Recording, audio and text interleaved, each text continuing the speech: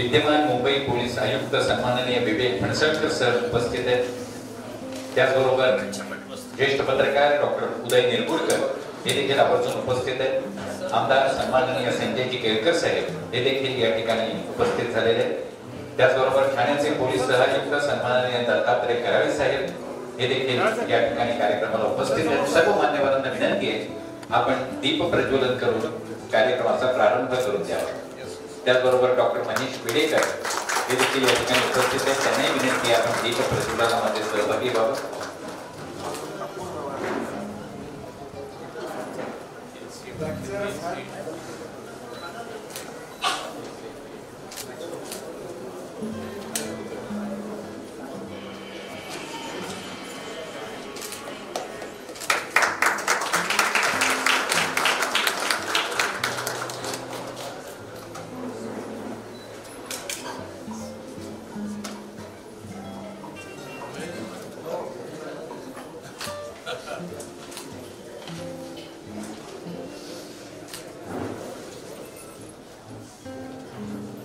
एकदा जोरदार टाळ्या वाजवून आपण या क्षणाचा आनंद साजरा करूया। दीप प्रज्वलनानं या कार्यक्रमाचा सर्व मान्यवरांनी प्रारंभ करून दिलेला आहे। सर्व मान्यवरांना विनंती आहे कृपया आपण व्यासपीठावर या।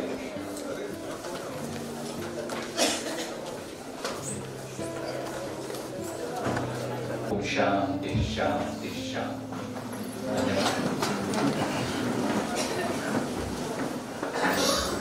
कोरोना काळातील विवेक या पुस्तक प्रकाशन समारंभाला आज या ठिकाणी आवर्जून उपस्थित असणारे विद्यमान मुंबई पोलीस आयुक्त सन्माननीय विवेक फणसळकर साहेब यांचं मनपूर्वक स्वागत। स्वजन फाउंडेशनच्या संस्थापक अध्यक्ष आणि या पुस्तकाच्या लेखिका साधना जोशी यांना विनंती आहे आपण विवेक फणसळकर यांचं स्वागत करावं।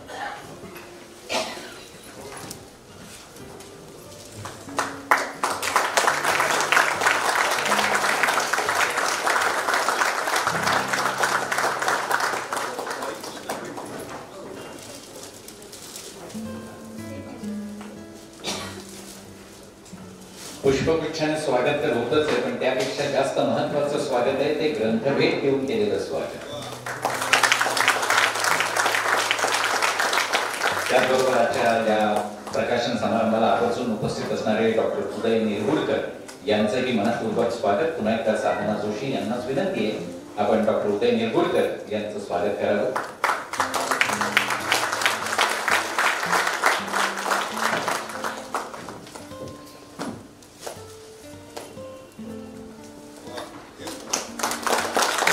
आमदार सन्माननीय संजयजी केळकर साहेब हे देखील आवर्जून आजच्या कार्यक्रमाला उपस्थित आहेत। योगेश जोशी यांना विनंती आहे आपण आमदार संजय केळकर साहेब यांचं स्वागत करावं।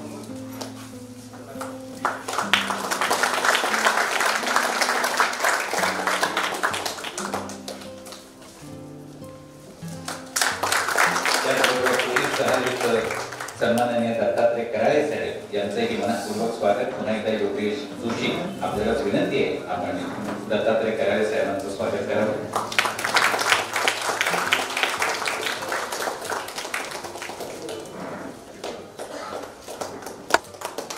डॉक्टर महेश वेडेकर यांचं देखील मनपूर्वक स्वागत। सुनील गावकर यांना विनंती आहे आपण डॉक्टर महेश वेडेकर यांचं स्वागत करावं।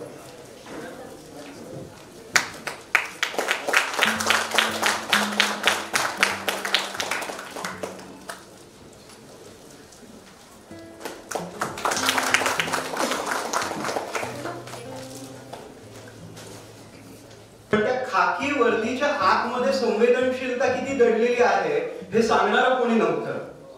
ह्याचा जो मागोवा आहे गेली 1.5 वर्ष साधना जोशीबाईंनी घेतलेला आहे। मी ज्या शाळेचा विद्यार्थी आहे डॉक्टर बेडेकर विद्यामंदिर त्याचे प्राचार्य अशोक चिटणीस सर इथे आहेत आणि मला आवर्जून सांगावं असं वाटतं की एका शिष्याने आपल्या बाईंना दिलेली ही छोटीशी भेट आहे सृजन संवादच्या माध्यमातून की हे पुस्तक मला साकारता आलं यापेक्षा मोठं काय असू शकतं माझ्या आयुष्यामध्ये। हा एक महत्वाचा मोलाचा क्षण इथे आहे। म्हटलं त्या बाई म्हणजे अर्थातच साधना जोशी ज्यांनी हे पुस्तक आपल्या लेखणीतून साकारले। बेडेकर विद्या मंदिरमध्ये 1996 सालापासून त्या कार्यरत आहेत आणि खरं तर तर शिकवतात कधी हा मला प्रश्न पडतो. याचं कारण त्यांनी इतकं लिखाण केलेलं आहे, म्हणजे शालेय विद्यार्थ्यांना स्वातंत्र्यवीर सावरकरांच्या संस्कृत प्रचूर कवितांचा अर्थ सहजतेनं कळावा म्हणून जयोस्तुते हे कवितांचा भावानुवाद असलेलं पुस्तक, स्वातंत्र्यवीरांच्या पत्नी कैलासवासी यमुनाबाई सावरकर यांचं चरित्रात्मक माई सावरकर हे पुस्तक, त्याचबरोबर ठाणे आणि परिसरातील महिला रिक्षा चालकांच्या कथा आणि व्यथा मांडणारं त्यांच्या मुलाखतींवर आधारित अबोलीचे बोल हे पुस्तक, स्वातंत्र्यवीर सावरकरांचे मृत्यूविषयक विचार, त्यांचा दृष्टिकोन आणि प्रायोपवेशनावर आधारित ये मृत्यू ये या पुस्तकाचं नाशिक इथे 94व्या अखिल भारतीय मराठी साहित्य संमेलनात मान्यवरांच्या हस्ते प्रकाशन झालं होतं. ठाण्यातील एका शून्यातून विश्व निर्माण केलेल्या कवितेच्या उद्योगपतीची जीवनगाथा बाज वडरो मराठी, हिंदी आणि इंग्रजी अशा तिन्ही भाषांमधून प्रकाशित होते. हे देखील मानवता तुरंत होणार आहे आणि ही यादी न संपणारी आहे. त्यामुळे मी थोडस स्वतःला थांबवतोय आणि त्यांचं हे जे लिखाण आहे या लिखाणासोबतच ते अनेक एकपात्री प्रयोग करत असतात. सावरकर एक पंचाक्षरी मंत्र, मृत्युंजय सावरकर, माई सावरकर, बहिणाबाई आणि अध्यात्म, गझल, प्रवास, काल आणि आज, अटल बिहारी वाजपेयींवर आधारित अटल भारत सांगीतिक कार्यक्रम अशा विविध कार्यक्रमांचं त्यांच्याकडून व्याख्यान स्वरूपामध्ये सादरीकरण होत असतं, संहिता लेखन होत असतं. त्याचबरोबर विविध पुरस्कारांनी त्यांना आजपर्यंत गौरवण्यात आलेलं आहे. अशा साधना जोशी यांच्या सिद्धहस्त लेखणीतून हे पुस्तक साकारलंय. अर्थात इथे शिंदे यांनी सांगितलं त्याप्रमाणे कराळे साहेबांचं मोलाचं सहकार्य लाभलंय. अनेक पोलीस अधिकारी, कर्मचारी यांच्याशी त्यांनी ते संवाद साधलाय. नेमके त्यांनी किती प्रयास घेतले आणि हे पुस्तक कसं सिद्ध केलं ते आपण लेखिकेकडून समजून घेऊया. जेव्हा एखाद्या स्वप्नाची पूर्ती होते, एखाद्या स्वप्न बघून आपण त्या वाटेवर प्रवास सुरू करतो आणि पूर्तीचा क्षण अनुभवतो, ती इच्छा पूर्तीचा जो क्षण असतो ना, तो अनुभवल्यानंतर दोन अर्थाने आपल्या डोळ्यात अश्रू येतात. त्या आनंदाचे सुद्धा असतात आणि दुःखाचे सुद्धा असतात किंवा त्या कष्टांच्या फलितांचे सुद्धा असतात. आज नेमके कोणते हे मलाच सांगता येत नाही. स्वतःच्या अंगीभूत कार्यकर्तृत्वाने उंची गाठले तर हे व्यासपीठ आणि प्रेक्षागृहांनाच व्यासपीठ बनवणारे तुम्ही, प्रेक्षागृहाच्या उंचीवर नेणारे तुम्ही नामांकित मानांकित तुमचं स्वजनच्या वतीने, माझ्या वतीने आणि सृजन समाजाच्या वतीने मी मनपूर्वक स्वागत करते. खरं तर कोरोना काळ हा आपल्या सगळ्यांमधला एक समान धागा आहे मंडळी. या धाग्याने आपण एकत्र गुंतलो गेले आणि गंमत अशी आहे की जे अनुभव मला सांगितले गेले ते आपलेच होते, लिहिणारे आणि प्रकाशित करणारे आपलेच होते. आता भविष्यात त्या अनुभवाला वाचणारे सुद्धा आपलेच असणार आहेत. म्हणजे थोडक्यात ही सगळी आपल्याच माणसांची मांदियाळी असताना आपल्याच माणसांचे स्वागत कसं करावं म्हणून मोह आवरत नाही ही अनुप्रासाची एक मालिका आपल्यातल्याच आपल्यांनी आपल्यासाठी आयोजित आजच्या आपल्या आनंद मेळ्यास आलेल्या आप्तस्वकीयांना अतिशय आदराने आगत स्वागत अर्पितांना आम्ही अपरंपार आनंद अनुभवीत आहोत. हा आनंद याच वेळी तर त्याच वेळी करण्याचा हात हे सुंदर नियोजन आहे. पण मंडळी त्या नियोजनात या आनंदाचं विधान म्हणजे आपले सन्माननीय फणसळकर आहे. खरं तर बऱ्याच जणांची फणसळकर साहेब तक्रार नव्हती. ज्यांना मी निमंत्रण दिले त्यांनी मला सभेचे शिष्टाचार म्हणून सौम्य शब्दात सांगते की तक्रार केली माझ्याकडे की तुम्ही गडकरी किंवा घाणेकर का नाही घेतलं, आम्ही केला असता कार्यक्रम. पण मला एवढंच सांगायचं मंडळी की सूर्याच्या त्या माध्यानीच्या सूर्याला मुठीत पकडण्याचा कोणी प्रयत्न करू नये. कारण गडकरी म्हणा किंवा घाणेकर म्हणा, फणसळकर साहेब हे व्यक्तित्वच असं आहे की ज्याला फक्त सेंट्रल मैदान किंवा आता मी कोणी स्टेडियम देऊ शकते. त्यामुळे बऱ्याच जणांची नाराजी आणि सण आम्ही बऱ्याच जणांना आमंत्रितही करू शकलो नाही. कारण शेवटी सगळ्याच गोष्टींच्या मर्यादा इथे पाळायच्या होत्या. मंडळी सरांचं नाव तुम्ही जर कधी बघितलं तर बरेच माझे पैसे म्हणतात की आम्हाला तर त्यांच्या नावाचा उच्चारच करता येत नाही. पण सर मध्ये आल्यामुळे कधी कधी जिथेच असं क्लीन क्रिस्टल होतं. पण नावातच सगळं आहे हे मी अगदी खात्रीने सांगू शकते. कृष्णाचे वाद्य बासरी ती आंतरबाह्य पोकळे 6 छिद्रातून 6 विकृतीने बाहेर काढली. कुठेही वक्रता नाही. सरांच्या नावातही कुठेही वक्रता नाही. गाना, मात्रा, वेलांटी, अनुस्वार, जोडाक्षर काही नाही. नावाप्रमाणे सगळं आहे.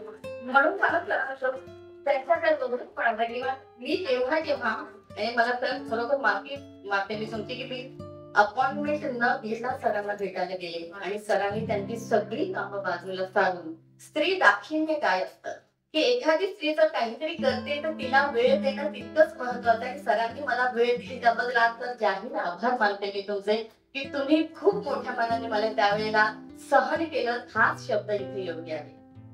म्हणजे संकल्पापासून सिद्धीपर्यंत सहयोगचा हा प्रवास आहे, तोही त्याचा गमतीशीर आहे. पहा, बरोबर 2.5 वर्षांपूर्वी याच सहयोग मंदिराच्या साक्षीने एका पुस्तक प्रकाशनाच्या कार्यक्रमामध्ये आदरणीय आमदार संजयजी केळकर साहेबांच्या साक्षीने फणसळकर साहेबांच्या उपस्थितीत या पुस्तकाचं स्वप्न पाहिलं गेलं. आणि आज पुन्हा 2.5 वर्षांनी या सगळ्यांच्या साक्षीने हे चित्र इथे दिल्या जाते. हा खरोखर सहयोग आहे. सहयोग नसेल का म्हणजे जरा व्यासपीठाकडे नजर केली तर सगळे कर एकत्र आले. बसा, बघा, केळकर साहेब आहेत, निरगुडकर साहेब आहेत, फणसळकर साहेब आहेत, पाटणकर आहेत. या करांनी हा सगळा उचलून धरलेला आणि बेडेकर आहेत त्याच्यामध्ये. त्यामुळे कर एकत्र आल्यानंतर जगन्नाथ करासाठी सहज जोडल्या जाईल. त्यामुळे सर्वांचे पुन्हा एकदा आभार. त्या निर्मिती प्रक्रियेबद्दल सांगते.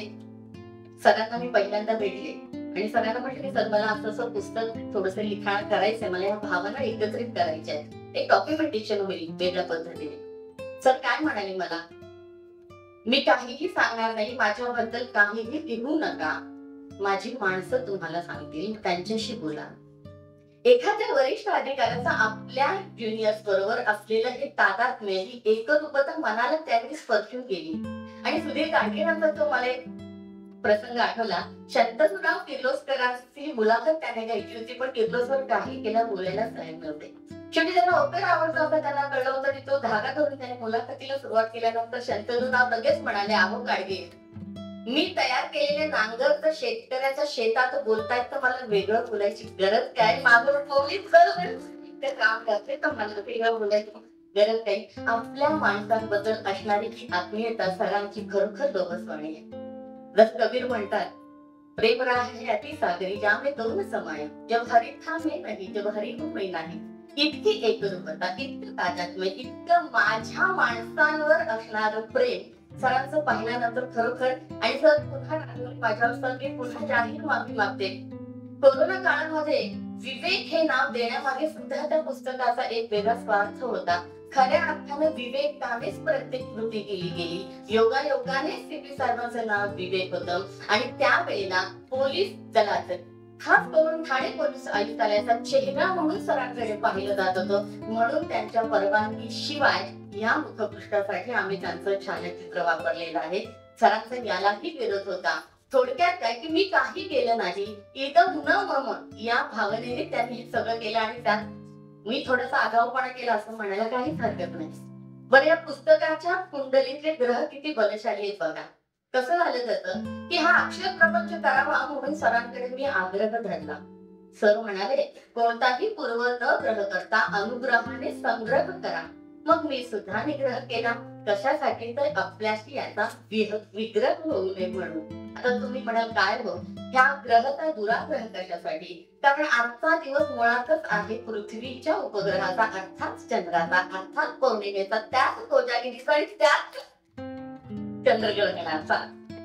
आज कोजागिरी आहे. म्हणजे कोजागिरी म्हटल्याचं जसं पाटणकरांनी सांगितले, तो जागर होती सदैव दक्ष सत्रक्षणाने फल निग्रहणाने म्हणत. ज्या वेळेला पोलीस जर चालत होतं ना, त्यावेळेला आपण शांतपणे घरात झोपत होतो. कोरोनाचे ते दिवस आठवल्यानंतर खऱ्या अर्थानं ज्याच्यावर हवाला ठेवून झोपावाचे हवालदार काम करत होते. म्हणून आपण थोडक्यात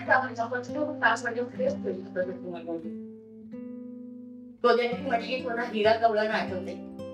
घराचे दरवाजे बंद झाले, काही कुठलाही मार्ग दिसत नाही, पण कुठल्याही परिस्थितीत बाळापर्यंत पोहोचायचंय. मला वाटते कोरोना काळामध्ये सुद्धा सगळ्या वाटा बंद झाल्यानंतर पोलीस दलांनी अगदी स्वतःला झोपून दिलेलं होतं आणि हिरा गवळणीप्रमाणे आपल्या बाळापर्यंत ते पोहोचलेले होते. तसं पोलीस दल अगदी लिंबू मिरची जरी लागलं ना तरी दारापर्यंत घेऊन आले. बरं का म्हणजे पोलीस आणि कोणकोणत्या भूमिका या काळात बजावल्या नाहीत, हाच मोठा संशोधनाचा विषय आहे. ज्या वेळेला पुस्तक लिखाण करत होते तेव्हा एक एक पदर इतके भावनेचे उलगडत गेले, तेव्हा लक्षात आलं की खाकी सुद्धा शेवटी माणूसच असते ना. आपण किती पटकन पोलिसांवर एखादी कमेंट करतो, निगेटिव्हली असते बरेचदा. त्यावेळेला ज्या वेळेला ह्या पुस्तकाची बीजं रोवली गेली त्यावेळेला फणसळकर साहेब अगदी नकळतपणे आपल्या माणसांची व्यथा माणसानं म्हणाले होते की पोलिसांना सहज टार्गेट केलं जातं. त्यांचं कधीच कौतुक होत नाही आणि ते वाक्य कुठेतरी रुतलं मंडळी.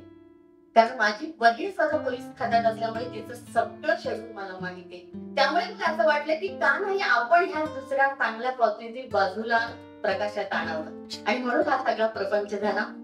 सर पुस्तकामध्ये कसे आहेत हे फक्त सांगते की आज कोल्हापुरीला आपण दूध घेणार आहोत. दुधामध्ये साखर विरघळलेली असते. साखर दुधाचं जेव्हा आपण प्राशन करतो तेव्हा ते गोड लागतं, पण जर साखर शोधायला गेली तर ते दिसत नाही. या संपूर्ण पुस्तकामध्ये फणसळकर सगळीकडे आहे पण खरंचपणे तुम्हाला कुठेच दिसणार नाही. आता अगदी बेमार पुस्तकामध्ये प्रत्येक पोलीस स्टेशनची कथा वेगळी, प्रत्येक पोलीस स्टेशनची व्यथा वेगळी. त्या प्रत्येक कथेला त्या प्रत्येक व्यथेला मांडण्याचा अतिशय प्रामाणिक प्रयत्न केलाय. ज्या वेळेला मी लहान होते तेव्हा माझी आई मला घास बनवताना म्हणायची, तो बघ पोलीस हवालदार आलाय, पकडून नेलं तुला, पटकन जेव नाही तर पटकन झोप. मंडळी तिथून सुरू झालेला आमच्या आयुष्यातला पोलिसांचा प्रवास आज इथपर्यंत आलाय. ज्या वेळेला मी 2 मुलींची आई झाली तेव्हा मी सांगते कुठेही अडचणीत सापडली तर पहिल्यांदा पोलिसांकडे. तिथून इथपर्यंत पोलिसांनी जी केलेली कामगिरी आहे किंवा हे जे उज्ज्वल त्यांचं सगळी वाटचाल आहे याच्यासाठी फणसळकर सरांसारखं प्रभावी आणि सक्षम नेतृत्व लाभत गेलं म्हणून हे शक्य झालं. दुसरं एक मला फक्त इथे ऋणनिर्देश सुरुवातीलाच करून घेते. ज्या वेळेला फणसळकर सरांकडे हा प्रोजेक्ट गेला, काम सुरू झालं आणि सर मुंबईला प्रमोशन बढती झाली सरांची. तुमच्या पोलिसांच्या भाषेत सांगायचं तर फाईल क्लोज झालेली होती, पण मी सुद्धा निग्रह केलेला होता मगाशी म्हटल्यासारखं. आणि मग कराळे सरांनी ती फाईल पुन्हा रिओपन केली आणि आज त्याचं फलित आपल्याला इथे पाहायला मिळते. त्यामुळे ह्या दोघांच्याही एकत्रित पाठिंब्यामुळे हे जिथपर्यंत आलं. मंडळी ह्यातलं जर काही आवडलं तर ते सगळे श्रेय फणसळकर सरांचं आहे. काही त्रुटी असतील, काही उणीवा जाणवल्या तर निसंशय माझ्या मर्यादा आहेत. आवडलं तर सरांना सांगा, नाही आवडलं तर मला सांगा. मी शिक्षक आहे मंडळी. ठाण्याच्या बेडेकर शाळेमध्ये मी शिक्षिका म्हणून काम करते. आम्हा शिक्षकाचा नेहमी असा प्रयत्न असतो की IQ बरोबर EQ सुद्धा मुलांचा तितकाच डेव्हलप व्हावा. म्हणजे बुद्ध्यांकाबरोबर भावनिक अंक किंवा भावनिक बुद्ध्यांक सुद्धा डेव्हलप व्हावा. इतिहासामध्ये जर कोरोना काळातलं सगळं डॉक्युमेंटेशन हे IQ असेल तर कोरोना काळातील विवेक हे पुस्तक EQ म्हणून पाहिलं जावं. इतक्या पद्धतीने पण त्या पुस्तकाचं वाचन व्हावं असं मनापासून वाटतं. शेवटी माझं भाग्य काय अगदी थोडक्यात आणि वाणीला विराम देते. ज्या वेळेला आपण पूजा करत असतो मंडळी, पूजेसाठी फुलाची परडी सजवत असतो, त्यावेळेला चाफा, बकुळ, पारिजातक अशी छान सुगंधी फुलं गोळा करतो आपण आणि चुकून कधीतरी एखादं तगरीचं फुल त्या फुलामध्ये वितळतं. पण त्या तगरीच्या फुलाचं भाग्य ते काय असतं की त्या इतर सगळ्या फुलांच्या सुगंधाने तेही आपोआप गंधित होऊन जातं. माझं भाग्य एवढंच आहे की कार्यकर्तृत्वाने गंधित झालेल्या या सर्व फुलांमध्ये तगरीच्या रूपाने का होईना पण मला स्थान मिळालं आणि मी गंधित झाले. एवढ्या या भाग्याला विचार करा. या पुस्तकाचं आपण स्वागत कराल अशी आशा आहे. आणि सर्वात महत्वाचं कोरोना काळामध्ये इतके सातत्यपूर्ण व्यग्र असणारे डॉक्टर कैलास पवार त्यांचंही आज या पुस्तक प्रकाशन समारंभात मनपूर्वक स्वागत. साधना जोशी यांनाच विनंती आहे आपण डॉक्टर कैलास पवार यांचं स्वागत करावं.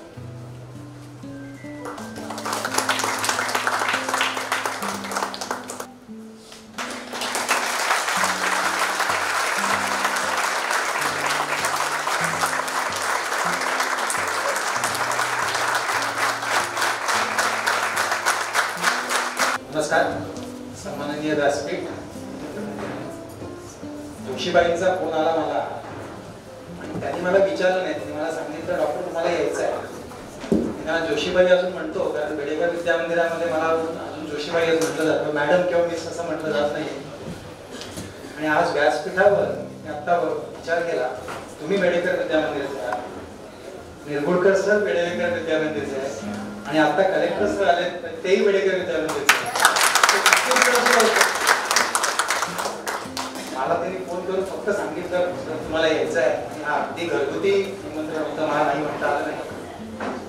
मी तुमच्या 2 कारणांसाठी धन्यवाद. पहिलं म्हणजे मला या सगळ्यांबरोबर इथे बोलत म्हणून. दुसरी गोष्ट हे पुस्तक जे तुम्ही लिहिलंय मला असं वाटतं की डॉक्टर म्हणून आमचं खूप कौतुक झालं. म्हणजे कोरोना वॉरियर जे आम्हाला म्हटलं गेलं आणि 3-4 सत्कार झाल्यावर मी सांगितलं आता मी येणार नाही कारण मला असं वाटतं आम्ही आमचं कर्तव्य केलेलं आहे, काही वेगळं काम केलेलं नाही. पण पोलिसांचं तुम्ही म्हणालात पोलिसांना काय लागतं असं मला वाटतं की साधी शाबासकीची थाप जी लागते ती या पुस्तक रूपाने तुम्ही देताय असं मला वाटतं. खूप महत्वाचं आहे. सर मला एक खंत व्यक्त करायची आहे. ओव्हरऑल सोशल मीडियामध्ये किंवा या बॉलिवूड किंवा कुठल्याही फिल्म्समध्ये पोलिसांना एक नेगेटिव्ह कॅरेक्टर म्हणूनच दाखवलं जातं.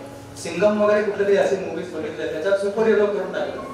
पण हे जे निगेटिव्ह कॅरेक्टर समाजामध्ये पोलिसांचं करण्याचा हा एक का लोकांना हे आहे मला कळत नाही. हे कुठेतरी थांबलं पाहिजे. आपण नेहमी म्हणतो की बॉर्डरवर सैनिक लढत असतात म्हणून आपण ते शांतपणे झोपतो. पण आपल्याला हे कधीच लक्षात येत नाही की आपण ती बिंदास जे आपण शहरांमध्ये रात्री अपरात्री फिरतो कुठेतरी पोलिसांमुळेच हे शक्य आहे. काहीही आपल्याला प्रॉब्लेम झाला तर पहिलं मनात काय येतं आपण पोलीस स्टेशनला जाऊ पोलिसांना फोन करू. आमचं नॉईज पोल्युशन पासून तुम्हाला सांभाळायचं आहे आणि तुम्हाला गुन्हेगारांनाही सांभाळायचं आहे. मला असं वाटतं आम्हाला इतकी अपेक्षा असते की सगळं पोलिसांनीच करावं. केव्हाही आपल्याला सिग्नलवर पकडलं तर पहिली गोष्ट आपण काय करतो की मी कसा चुकलो नाहीये हे ते पोलिसाला सांगत असतो. दुसरी गोष्ट मी सांगतो की माझ्या गाडीवर कुठला झेंडा आहे ते बघा. तिसरी गोष्ट मी सांगतो मी फोन लावतो की मला यांच्याशी बोला. बिचारा पोलीस ऑफिसरची काय काय परिस्थिती होत असेल मला खरंच कठीण वाटतं. कारण समाजाला असं खूप वाटत असतं की पोलिसांनी आपलं काम खूप चांगलं करावं. पण समाज म्हणून आपण असा विचार करतो का की पोलीस प्रत्येक ठिकाणी वाईटपणाच घेत असतात. आपलं कर्तव्य करताना काहीतरी समाजात चांगलं व्हावं म्हणून हा वाईटपणा घेत असतात. आणि त्याच्यासाठी अतिशय महत्वाचं एक पुस्तक मला वाटतं की कुठेतरी पॉझिटिव्ह काम इतकं पोलीस करतात. फक्त नेगेटिव्हिटीच दाखवली जाते. पोलीस कधी करप्ट असतात असं म्हटलं जातं. अशी जी नेगेटिव्हिटी आहे प्रत्येक सिस्टीम मध्ये कुठेतरी काहीतरी नासके खडे असतात. बहुतांशी लोक अतिशय उत्कृष्ट काम करत असतात. कोरोनाच्या वेळेला फ्रंटियरवर तर हेच होते म्हणजे ह्यांच्याशिवाय लोक हॉस्पिटलला येताच आलं नसतं. म्हणून अतिशय मोलाचं काम आहे पोलीस दलांनी केलंय. थँक्यू व्हेरी मच मला बोलण्याबद्दल. माझ्या जीवनातील आनंदाच्या क्षणांचे जर सिंहावलोकन करायचे ठरविल्यास आजच्या दिवशी माझ्या वाट्याला आलेला आनंद हा अतुलनीय मानावा लागेल. कारण आज मला जगण्याच्या दुष्कर वाटेवर कोरड्यात्मक झालेल्या मनात कोविडतेचा अंकुर फुलवणार आहे. सांदी कोपऱ्यात फेकल्या गेलेल्या जुन्या हलवार आठवणींची झटकून हलवार हलवी करणार आहे. किशोर वयातील उत्कर्षणाचे सांगाती असणार आहे आणि साचलेपणाचं मळ दूर करून तन मनाला तजेलदार टवटवी देणार आहे. फणसळकर साहेबांवर दिलेल्या पुस्तक प्रकाशन सोहळ्यास उपस्थित राहण्याचे भाग्य लाभले आणि वाऱ्याची शानदार झुळूक यावी आणि मनाला सुखात गारवा वाटावा असे क्षण निर्माण झाले. आणि म्हणून एक क्षण मला ज्यांनी ते आमंत्रित करून माझ्या आयुष्यात आणले त्या जोशी मॅडमचे मी मनपूर्वक आभार मानतो. मंचावर उपस्थित माझा देव आणि उपस्थित बाकीचे सर्व आणि आपण सर्व हसण्यासारखी परिस्थिती नाही. मी आजची इथं उभा आहे. माझा 4 नोव्हेंबरला 4था वाढदिवस साजरा झालेला आहे. तो आमच्या कराळे साहेबांनी केला होता. त्या दिवशी 3 वेळा मी रडलो होतो. आजही तेच भावना आहे. मी इथं उभा आहे जिवंत आहे ते फक्त माझ्या देवामुळे शक्ती नाही. इथं जे आलेला प्रत्येक जो व्यक्ती आहे तो तुमच्यामुळे जिवंत आहे. तुमच्यामुळे तुमच्या प्रेमापोटी इथं आलेला आहे. सोमवंशी नाशिकवरून इथपर्यंत आलेले आहे. ते कोरोनाग्रस्त होते. हे सगळं बाय मनापासून होतं. सर काही चुकलं असेल तर क्षमा करा. तुमचा खूप वेळ घेतला हे मी मला माहिती. निरगुडकर साहेब, पेडेकर साहेब, नार्वेकर साहेब तेव्हा पण नार्वेकर साहेब पण चांगले म्हणजे तेव्हा मुंबईवर लक्ष ठेवून होते. तर या सगळ्या या लोकांचा वेळ घेणे म्हणजे फार मोठी गोष्ट आहे. Sorry to say. Thank you very much. सर्वसामान्य ते स्वतः कवी आहेत त्यामुळे अत्यंत मोजके शब्दात कसं बोलावं ते त्यांना माहिती आहे. याचा अर्थ आपण कवी बोला असं मी सांगत नाहीये पण कवितेसह आपण बोलावं माझी विनंती आहे. सन्माननीय पोलीस आयुक्त दत्तात्रय कराळे साहेब यांना विनंती आहे आपण आपलं मनोगत व्यक्त करू.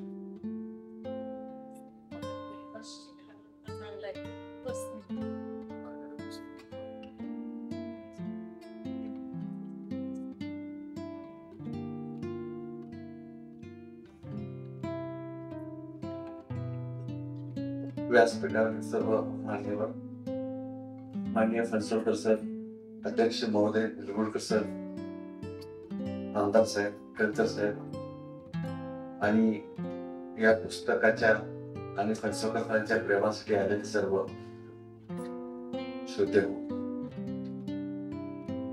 कोविडच्या काळामध्ये, कोरोनाच्या काळामध्ये काय भोगावं लागलं हे आपण अगदी त्याचा एक जिवंत पटच आपण आता कडच्या वाणीतून ऐकला आहे. जवळपास सर्वांच्या त्याच भावना होत्या. वेळ खूप झाला आहे, त्यामुळे अतिशय थोडक्यामध्ये फक्त एवढंच एक दोन गोष्टी सांगू इच्छितो. त्या काळामध्ये ठाण्यातील सर्व पोलीस अधिकारी आपल्याला बांधवांना मोटिवेशन कसं करावं, तर समक्ष तर जाता यायचं नाही.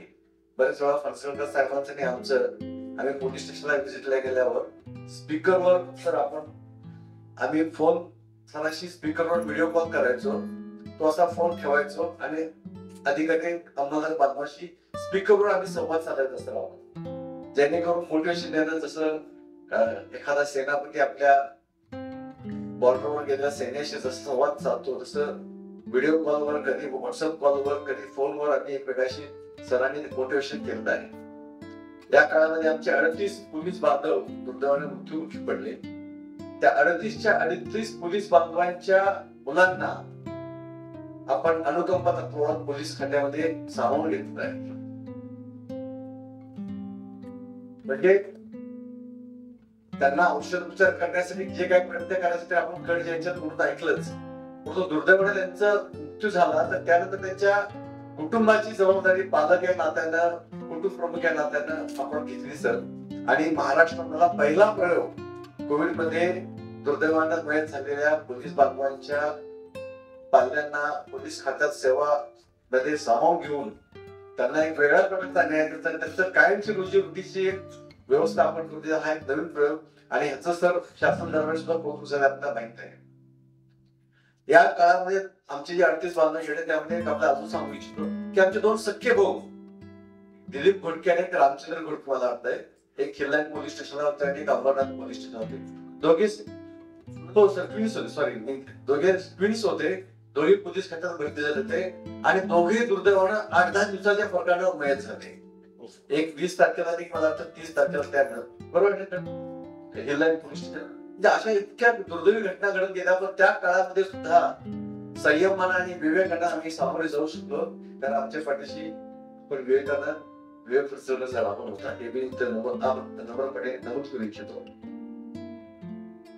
त्या काळामध्ये म्हणजे सर्वच डॉक्टर्स बांधवांनी आणि सर्वच नागरिकांनी मदत केली. काही चांगले काही वाईट फार कमी अनुभव आले. त्यात आणखी एका पुस्तकात अजून एक मजेशीर किस्सा आहे. तो म्हणजे आपल्या MMR रिजन मध्ये मुंबई ठाण्यामध्ये पहिला कोविडचा बळी दुर्दैवानं डोंबिवलीची एक महिला झाली. ख्रिश्चन महिला होती, ती ऑस्ट्रेलियामधून आली होती. तर पहिला मृत्यू झाला तर त्याच्या काय गमती जमती झाल्या. गमती जमतीने हा शब्द मुद्दा मी वापरतोय. तर त्याला नेमकं SOP नव्हती, काय करायचं म्हणजे औषधोपचार कसा द्यायचा आणि त्यानंतर मृत्यूनंतर त्याला कशी ट्रीटमेंट द्यायची किंवा त्याचा अंत्यविधी कसा करायचा हे सुद्धा माहिती नव्हतं किंवा त्याच्याबद्दल सुद्धा काही क्लॅरिटी नव्हती सर्वांनाच. त्यामुळे त्याच्या वेळी सुद्धा आम्हाला एक वेगळ्या प्रकारे आदल्या दिवशी मृत्यू झाला तर रात्रभर मग त्या पूर्ण डोंबिवलीच्या त्या परिसरामध्ये सगळं एक प्रकारचं असं स्मशान अवस्था किंवा विषय वातावरण झालं. आम्ही नागरिक साहेबांशी बोलायचो, तर आपल्याशी बोलायचो. त्यावेळेचे आपले पालकमंत्री आताचे मुख्यमंत्री मोदी यांच्याशी पण आम्ही त्यावेळी रात्रभर अनेक वेळा बोलणं झालं आणि त्याला कन्सल्टेट करून त्याचा अंत्यविधी ह्या सुद्धा म्हणजे जरी त्याच्या घटना दुर्दैवी असतील तर त्या वेगळ्या प्रकारे आपण यात वाचू शकता, पाहू शकता. मी श्रद्धा जोशी मॅडमला त्यांचा पाठपुरावा करण्याची ताकद खूप चांगली असते सांगतो, कारण त्यांनी मला इतक्या या काळात त्रास दिला आहे. सारख्या मार्गावरून याची माहिती आहे, त्याची माहिती त्याप्रमाणे आपण सर्व अधिकाऱ्यांनी आमचे पिंगळे आहेत, सगळे सोमोशी आहेत, बांगडे आहेत, सर्वच अधिकाऱ्यांनी त्यांचे अनुभव त्यांना सांगितले आणि त्याचं संकलन आणि एक प्रकारचा एक जीवनपट हा कोविडचा हा यात मांडला आहे. आपण हे पुस्तक वाचावं आणि आपल्या अभिप्राय देण्याची विनंती करतो. पुन्हा एकदा आपण सर्व आजच्या या पुस्तक प्रकाशन सोहळ्याचे मूर्ती श्री फणसळकर साहेब, मंचावर उपस्थित सर्व मान्यवर केळकर साहेब, उदय देवकर साहेब, डॉक्टर बेडेकर, कराळे साहेब, सिव्हिल सर्जन डॉक्टर पवार साहेब आणि मी बेडेकरचा असल्यामुळे आमच्या टीचर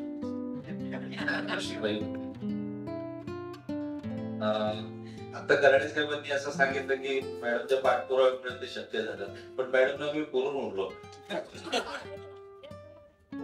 यासाठी की त्यामध्ये मी लेख लिहावा म्हणून बाईंनी खूप पाठपुरावा केला. पण माझ्या त्या शेड्यूलमुळे आणि मला ट्रेनिंगला जायला लागल्यामुळे तो शक्य झाला नाही. अदरवाईज आज माझ्याहून एखादा लेख त्यात असतं, ती दुर्दैवाची गोष्ट आहे किंवा सुदैवाची गोष्ट असेल आपल्याला वाटत. पण आज या कार्यक्रमाला सर येण्याचं 2 निमित्त होतात. एक, या निमित्ताने फणसळकर साहेबांची भेट होईल, हे एक निमित्त होतं. आणि दुसरं, कोविडच्या काळामध्ये ज्या सर्व सहकार्यांबरोबर या ठिकाणी अतिशय तळमळीने काम केलं, त्या सर्वांची या ठिकाणी भेट होईल, हा देखील हा हेतू होता. त्यामुळे या ठिकाणी मी आलेलो आहे. मी आपला अधिक वेळ घेणार नाही, कारण आपण सर्व इतर मान्यवरांना ऐकण्यासाठी चुका. परंतु प्रत्येक जण म्हणाल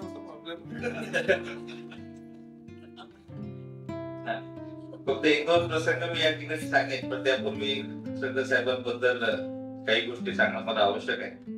मला असं वाटतं की जिल्हाधिकारी म्हणून ठाणे जिल्ह्यामध्ये फार मोठी कारकीर्द माझी झाली 4 वर्षाची, आणि त्यामध्ये फार मोठं कॉन्ट्रीब्युशन फणसळकर साहेबांचं होतं.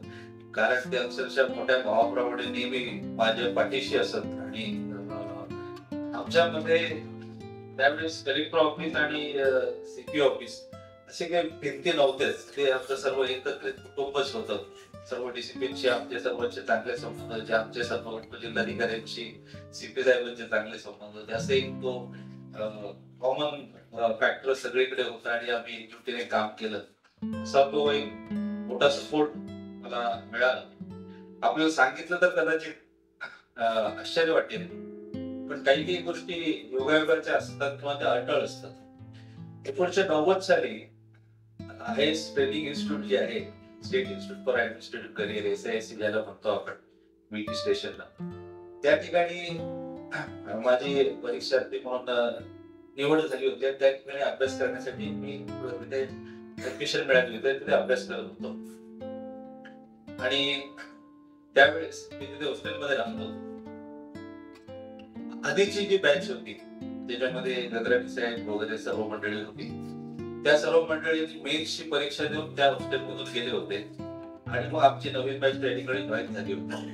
आणि मेन्सची बॅच जी गेली होती त्यांचा मेन्सचा निकाल लागला आणि त्यांना इंटरव्ह्यूचा कॉल आले UPSCचे. आणि मॉक इंटरव्ह्यू साठी म्हणून ती सगळी मंडळी SISC मध्ये आली होती. आणि बरेच जण त्या ठिकाणी होते. मी एकटाच माझ्या रूम मध्ये राहायचो, बाकी 2 डबल सीटर असतील, 3 सीटर रूम होते, त्यामुळे मॅक्झिमम लोक माझ्या खोलीत असायचे. आणि मग तिथे मॉक इंटरव्ह्यू सुरू झाले की सगळेजण जायचे. आता हे सगळे तेव्हा, आता जरी मोठी नाव असली तरी त्यावेळेस ते विद्यार्थीच होते, आपल्यापेक्षा सिनियर होते, एवढाच विषय होता.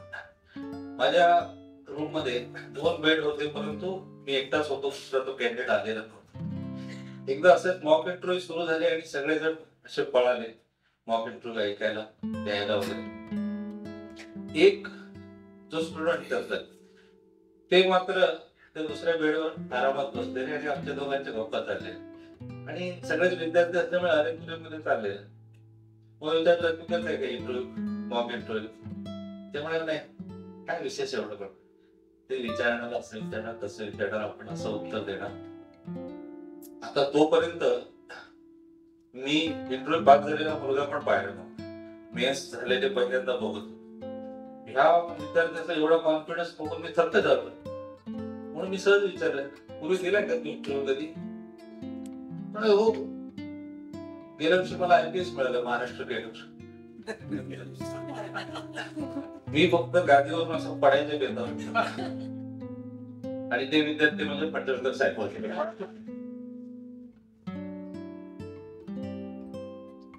ही आमची 1990 ची भेट. कमाल झाली. मी पहिली व्यक्ती माझ्या आयुष्यात पाहिलेली सेंट्रल सर्व्हिस पास झालेली म्हणजे फणसळकर साहेब. त्यानंतर मग त्यावेळेस मोबाईल वगैरे काही भानगड नव्हते. छोट्या डायऱ्या असायच्या, त्याला पत्ते घेऊन घ्यायचो. मग एक सर्वांची पत्ती साहेबांचं पण योगायोगाने माझ्या वडिलांची पत्ती सोलापूर पुण्याला झाली. तर मी ओळखी झाल्यामुळे मग साहेबांच्या घरी एकदा गेली, ती दुसरी भेट. आणि त्यानंतर मग त्यांचं नाव नेहमीच ऐकत आलो. CM ऑफिसला असताना भेट झाली. आणि योगायोग असा की साहेब ठाण्याला CP म्हणून जॉईन झाले आणि त्यानंतर 1 आठवड्याच्या आत मी इथे जिल्हाधिकारी म्हणून जॉईन झालो. परंतु हा मला असं वाटतं योग होता. 90 साली त्या एका खोलीत बसलेला आहे. साहेबांचा खूप मोठा पाठिंबा या ठिकाणी मला लावला होता. मगाचपासून सर्वांनी कोविडचे चांगले अनुभव सांगितले. एक अनुभव मी वाईट आलेला सांगतो की मला आठवतं की त्यावेळेस पोलीस ऑफिस, कलेक्टर ऑफिस आणि आपले सर्व हॉस्पिटल्स हे दिवस रात्र चालणारी एक यंत्रणा होती. कारण 11 मार्च ते 21 ऑगस्ट या कालावधीमध्ये आम्ही पण सर्वच्या सर्व दिवस कलेक्टर ऑफिसला होतो, इन्क्लुडिंग ऑल सॅटर्डे संडे. त्यावेळेस एक दिवशी मी असंच रात्री 11:30 वाजता घरी आलो आणि मिसेस वाढत होती जेवण्यासाठी, म्हणून मी जेवायला बसलो आणि इतक्यात मला टोपे साहेबांचा फोन आला. त्यावेळेस आरोग्यमंत्री होते आणि त्यांनी मला सांगितलं की ठाण्यामध्ये एक असं हॉस्पिटल आहे आणि त्या ठिकाणी त्या हॉस्पिटलमध्ये ऑक्सिजन संपलेला आहे, संपत आलेला आहे, 2 तास पुरेल एवढं फक्त ऑक्सिजन आहे. तर मी तुम्हाला तो पत्ता वगैरे फॉरवर्ड करतो. तुमच्याकडे जर आता इमिजिएटली जर ऑक्सिजन अवेलेबल असेल तर त्यांना दिलं तर बरं होईल. कारण तिथे काही तासापूर्वी 2 छोट्या बाळांचा जन्म झाला आणि त्यांना जर ऑक्सिजन वेळेत मिळालं नाही तर ते 2 बाळके जगू शकणार. ते असतात जन्मलेले. मला तर काटा की ज्या लोकांनी दुसऱ्या दिवसाची सकाळ पाहिलेली नाही असं ते आज पृथ्वीवर आलेली बाळ ही जगू शकणार नाही, ती फारच भयानक गोष्ट होती. माझ्या जेवणाचं लक्ष उडालं आणि मी सिव्हिल सर्जन डॉक्टर पवारांना फोन केला. डॉक्टर म्हणाले काय सर, म्हटलं अशी आहे गडबड, आपल्याकडे ऑक्सिजन आहे का? तर डॉक्टर म्हणाले की सकाळपर्यंत पुरेल एवढं ऑक्सिजन आहे. मी म्हटलं असं आरोग्यदृष्टी साहेबांचा फोन होता आणि आपल्याला तात्पुरतं त्यांना देता येईल कारण त्यांचं ऑक्सिजन उद्या सकाळी मिळणार आहे त्यांना, परंतु मेन टाइम त्यांची सोय होणं आवश्यक आहे. तर डॉक्टर नेहमीच एक पाऊल पुढे असायचे, नेहमीच ते जास्त ऍक्टिव्ह असतात. ते म्हणाले तर ते डॉक्टर पुन्हा माझ्याकडे येणार आणि माझ्याकडून ऑक्सिजन घेऊन जाण्यामध्ये त्यांचा वेळ जाईल, त्यापेक्षा मी असं करतो, मीच इथून माझ्याकडे सिलेंडर आहे तो घेऊन जातो, म्हणजे त्यांचा यायला वेळ वाचेल आणि ते 2 तास त्यांचे वाया जाणार. डॉक्टर गेले, त्यांनी ते दिलं, ते बाळ वाचले. अजूनही मला आठवण येते की ते बाळ कदाचित आता 4 वर्षाचे झाले असतील. त्यांना माहिती नसेल की त्यांना जगवण्यासाठी काय काय झाले. दुसऱ्या दिवशी डॉक्टर माझ्याकडे आले आणि त्यांचा चेहरा जरा उतरलेला होता. मी म्हटलं काय डॉक्टर जरा नाराज दिसताय. तेव्हा साहेब काल आपण सगळं केलं, तुम्ही सांगितलं म्हणून मी, पण जरा एक गडबड झाली. म्हणजे काय?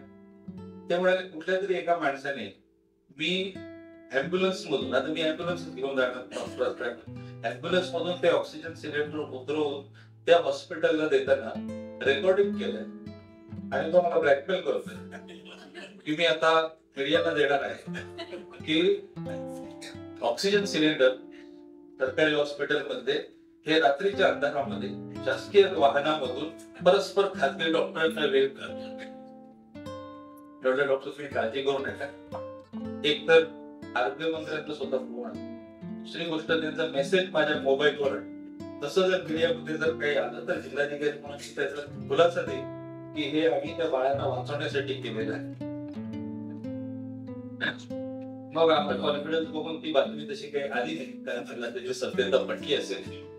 परंतु या गोष्टीचा मी नेहमी विचार करतो की जर अशी जर बातमी खरोखर टीव्हीवर जर आली असती त्यावेळेस की जिल्हाधिकारी ऑक्सिजन सिलेंडर ब्लॅकने विकतात, ठाण्याला खुलासे देता देता म्हणजे अजून मला 2-4 वर्ष दम काढायला लागली असते, अशी परिस्थिती आहे. हा एक असा वाईट प्रसंग आला, पण त्याबरोबरच असे पण काही प्रसंग आले जे त्या काळात केवळ पोलीस दलांच्या सहकार्यामुळे आणि पणसरकर साहेबांसारखं इतकं खंबीर पाठबळ असल्यामुळे होऊ शकलं. ते म्हणजे आपल्याकडे मायग्रेंट लेबरचा फार मोठा प्रश्न होता. या ठिकाणी ते सगळे अडकलेले होते आणि बांद्रा स्टेशनवर काही एक कोणीतरी अफवा पसरवली होती की त्या ठिकाणी ट्रेन सोडणार आहेत आणि त्या ठिकाणी खूप गर्दी झाली, स्टॅटफेट झालं वगैरे वगैरे. त्याच्यानंतर 5-6 दिवसांनी असा शासनाकडून फतवा आला की भिवंडीवरून ट्रेन सोडायची बोर्ड आणि जेव्हा हे रात्री बातमी आली मी तर थक्क झालो की म्हटलं आता ह्या बॅकग्राऊंडवर कसं करायचं. मग सकाळी मी भिवंडी स्टेशनला गेलो, तिथे डीसीपी राजकुमार शिंदे होते आणि तिथे सर्व परिस्थिती पाहिली. तरी साहेब तेव्हा इन्चार्ज होते या मायग्रेंट लेबरचे. तरी साहेबांना मी म्हटलं सर बांद्र्याच्या बॅकग्राऊंडवर अशी अशी परिस्थिती आहे, इथे जर मॉब जमा झाला तर अवघड होईल. ते मला म्हणाले की आपण ऑलरेडी गव्हर्नमेंट ऑफ इंडियाला कमिट केलेली आहे आणि आपल्या राज्याच्या प्रतिष्ठेचा प्रश्न आहे, आपल्याला काही करून आज ट्रेन सोडायलाच लागेल. मी म्हटलं ठीक आहे. फडसरकर साहेबांशी बोललो आणि त्यावेळेस तो जो पॅटर्न आपल्याकडे सुरू झाला, जो नंतर बाळासाहेब शिंदे आणि आपण सर्वांनी अतिशय यशस्वीपणे सगळीकडे वापरला. इनफॅक्ट तो मुंबईमध्ये पण वापरला गेला आणि महाराष्ट्रात वापरला गेला की याद्या करणे आणि मग पोलीस स्टेशनला त्या लोकांना जमा करणे आणि मग त्यांना रेल्वे स्टेशनवर घेऊन जाणे, त्यांना खाण्यापिण्याची व्यवस्था, बिस्किटची बाटली वगैरे देणे, ही सर्व तो पॅटर्न तो आपण भिवंडीला सुरू केला. आणि हे सर्व होईपर्यंत मला भीती होती की सर्वेकडून लोक, पहिली ट्रेन सुटणार होती, सगळीकडे मॉब जमा होतो की काय, म्हणून आपण बॅरिकेडिंग केलं होतं जेणेकरून आपल्याला त्या 1200च्या कॅपॅसिटी मध्ये 600 लोकांनाच फक्त सोडायचं होतं, सेफ डिस्टन्सिंग वगैरे मेंटेन करून. आणि हे सगळं प्रकार करेपर्यंत रात्रीचा 12:30-1 वाजले. आणि मग मी स्टेशनवर गेलो, सगळी व्यवस्था बघितली आणि मग डीसीपी, आम्ही तिथले पोलीस अधिकारी, आमचे प्रांत अधिकारी, तहसीलदार, आम्ही सर्व गेलो. तर ते रेल्वेवाले म्हणाले की साहेब तुम्ही झेंडा दाखवा, ही पहिली ट्रेन चाललेली आहे भारतामध्ये भिवंडी टू गोरखपूर. मी त्या ब्रिजवरून रेल्वेच्या खाली उतरलो आणि त्या प्लॅटफॉर्मवरून जेव्हा त्या इंजिनाच्या दिशेने जेव्हा चाललो होतो, मी त्या खिडकीतून बघत होतो की लोक संध्याकाळी आले होते, त्यांची तपासणी झाली होती आणि ते त्या बर्थवर झोपले होते. भिवंडीची परिस्थिती अशी की तिथे एका खोलीमध्ये 10ची क्षमता असेल तर 30 लोक राहतात, कारण 3 शिफ्ट मध्ये ते वावरत असतात.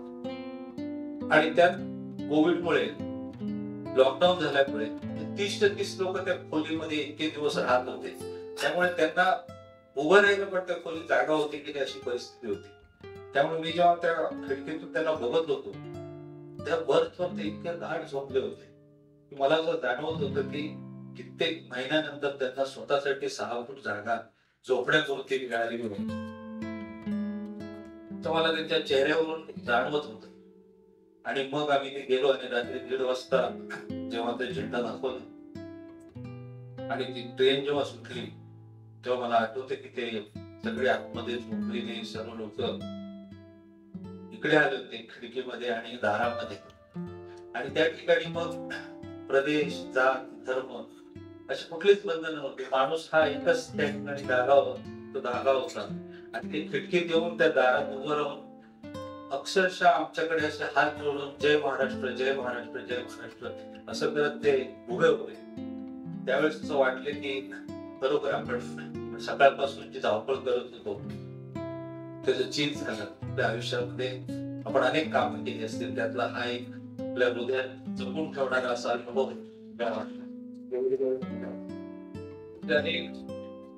अनुभव आले. आता अनेक प्रसंग असतात वाटतात, परंतु त्यावेळेस त्या प्रसंग अतिशय गंभीर होते. 4 वर्षांनी आता बघितलं आपण हसतोय. आणि घर साहेब की तुमचे पण अपडेट फडसरकर साहेब नेहमी आम्हाला देत असायचे. साहेब आमचं आता नागरी पाटलाशी बोलणं झालं, आपण साहेबांशी बोलणं झालं, सीएम साहेबांशी बोलणं झालं, पण आम्ही प्रत्येक म्हणजे एक कुटुंब म्हणूनच या ठिकाणी वावरलो. आणि आज या ठिकाणी उपस्थित मला एकाच गोष्टीचा आनंद आहे की बऱ्याच गोष्टी अशाच त्या कापण्यासारख्या नंतर इव्हॅपोरेट होऊन जातात आणि मग 1 किंवा 2 जण एकमेकांना भेटतो तेव्हाच तो विषय निघतो, बाकीच्यांना त्यामध्ये रस नसतो. त्यामुळे ह्याचं कुठेतरी शब्दांकन होणं आवश्यक असतं, ते डॉक्युमेंटेशन होणं आवश्यक असतं. आणि ते डॉक्युमेंटेशन त्याच्यासाठी पुढाकार मित्र कराळे साहेबांनी घेतला, त्याबद्दल मी खरोखर त्यांना धन्यवाद देतो. आणि ते इतक्या चिकाटीने जोशीबाईंनी ते पूर्ण केलं, त्याबद्दल त्यांना देखील धन्यवाद देतो. आणि ज्यांच्या नावाने हे पुस्तक झालेलं आहे ते माझे ज्येष्ठ अधिकारी बंधूच म्हणेल, तुम्ही देव म्हणाला, तुम्ही माझे ते मोठे बंधू त्यांना मानतो. त्यांच्याबद्दल असल्यामुळे या ठिकाणी मला खूप आनंद झालेला आहे. या ठिकाणी मला बोलवलं आणि गेलो तरी अजून बोलवतं, या गोष्टीचं देखील मला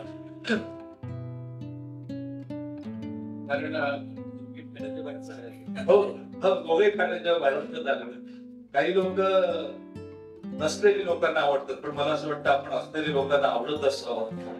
पण या ठिकाणी बोलवलं आणि या ठिकाणी बोलायची संधी दिली त्याबद्दल मी आपल्या सर्वांचे अतिशय आभार मानतो आणि आपली रजा घेतो. जय हिंद, जय महाराष्ट्र.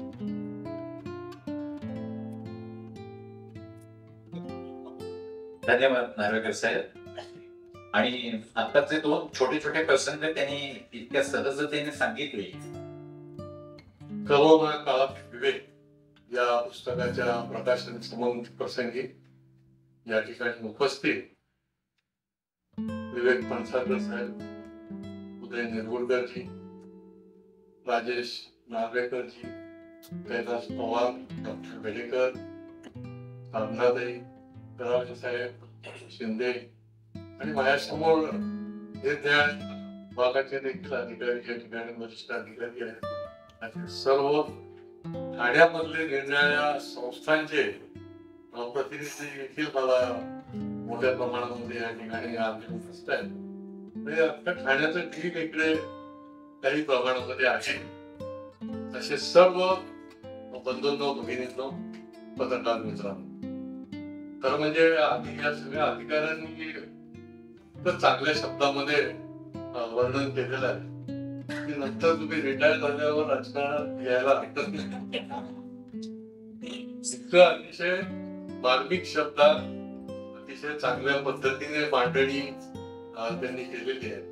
आणि मधुकर भाऊ तिथं आपल्याला परत ते करोना काळातच निवडतात. प्रत्येकाने चेहरे बघत होतो. ज्याला ज्याला करोना झाला असेल तो त्याचा करोना आठवतो, बरोबर ना? परंतु त्यांचा जो होता तो भयानक होता आणि खऱ्या अर्थाने करोना योद्धा म्हणून त्यांचा देखील आम्ही राजभवन मध्ये सन्मान केला होता. कारण त्यांचे सेनापतीच असे होते.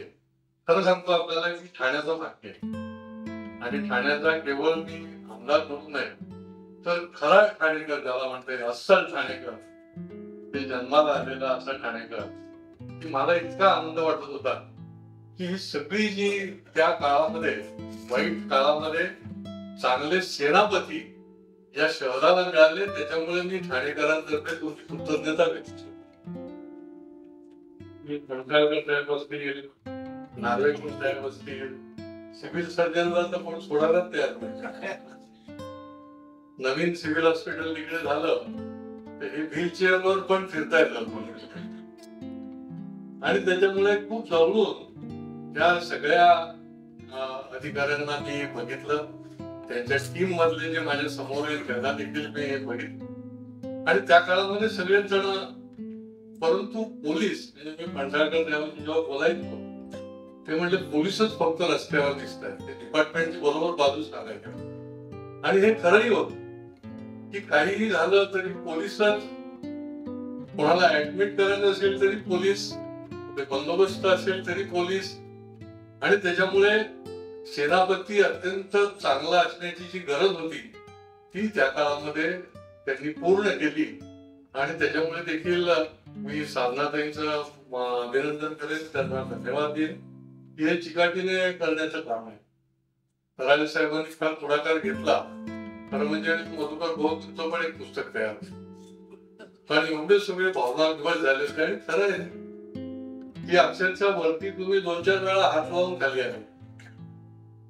आणि त्यामुळे प्रत्येकाने नार्वेकरांचं देखील इतके अनुभव आहेत तुमच्याकडे. मी त्यांना विनंती करेन की त्यांनी देखील, आम्ही लिहू, आमच्याकडे पण भरपूर अनुभव आहेत, चांगले कटू चांगले अनुभव. आणि त्या काळात जास्ती चांगले अनुभव आम्हाला मिळालेले आहेत देखील. परंतु हे कुठेतरी डॉक्युमेंटेशन करण्याची पण गरज. करोनाचा काळ जो आहे तो इतका भयावह होता आणि इतका म्हणजे परत 100 वर्षात कधी करोना येऊ नये अशा प्रकारचा आपण आता प्रार्थना करायला पाहिजे. एवढा तो, कारण की बायको मुलाला, नवऱ्याला बघायला मागत नव्हती, नवरा बायकोला बघू शकत नव्हता, मुलगा आजोबा गेले तरी देखील पुढे बघायला जाऊ शकत नव्हते. अशी सगळी म्हणजे की ज्याला म्हणता येईल, किंवा आमचे चाकरमानी कोकणामध्ये गेले त्याला बाहेरच थांबले. ते मुंबई मंडळ वगैरे आमच्या बाजूला बाहेरच थांबला. तुम्ही कुठल्या तरी शाळेमध्ये त्यांना वस्ती करा. परिस्थिती ती होती, सगळी नाती जी आहे ती दुरावलेली होती. आणि त्या काळामध्ये या खात्यामध्ये निर्णया पद्धतीने या सगळ्या मंडळींनी काम केलं आणि त्याचं डॉक्युमेंटेशन जे आहे ते अतिशय चांगल्या पद्धतीने या ठिकाणी आपल्याला बघायला मिळतं. पण भयानक परिस्थिती, कोणाला आपण फोन करायचा अशी आम्हाला देखील परिस्थिती. आमच्याही डिपार्टमेंट मधले बरेच लोक जे आहेत ते गंभीर आजारी झाले, एक जण त्या ठिकाणी ऍडमिट झाले. परंतु सर्वात जास्त पोलीस खात्याने हे भोगलं आणि त्याच्यातल्या 38 लोकांचा दुर्दैवी हा काही कमी आकडा नाही. केवढ्या मोठ्या प्रमाणामध्ये ते लाखो लोकांना मदतीचं काम रस्त्यावर उतरून करत होते हे आपल्याला याच्यावरनं दिसतं. आणि हे डॉक्युमेंटेशन जे आहे ते मला वाटते महत्वाचं आहे. फणसळकर साहेब म्हणजे केवळ कर्तबगार माणूस नाही, तर खऱ्या अर्थाने ज्याला म्हणता येईल की माणूस म्हणून अधिकारी म्हणून कोणाला ते वाटलेच नाही. हे कमिशनर आहेत आजही, परंतु त्यांचं जी सोच आहे ती खऱ्या अर्थाने माणुसकीला धरून आहे आणि माणूस म्हणून कसं वागावं हे त्यांच्याकडनं शिकण्यासारखं आहे आणि त्या पद्धतीने ते वागत.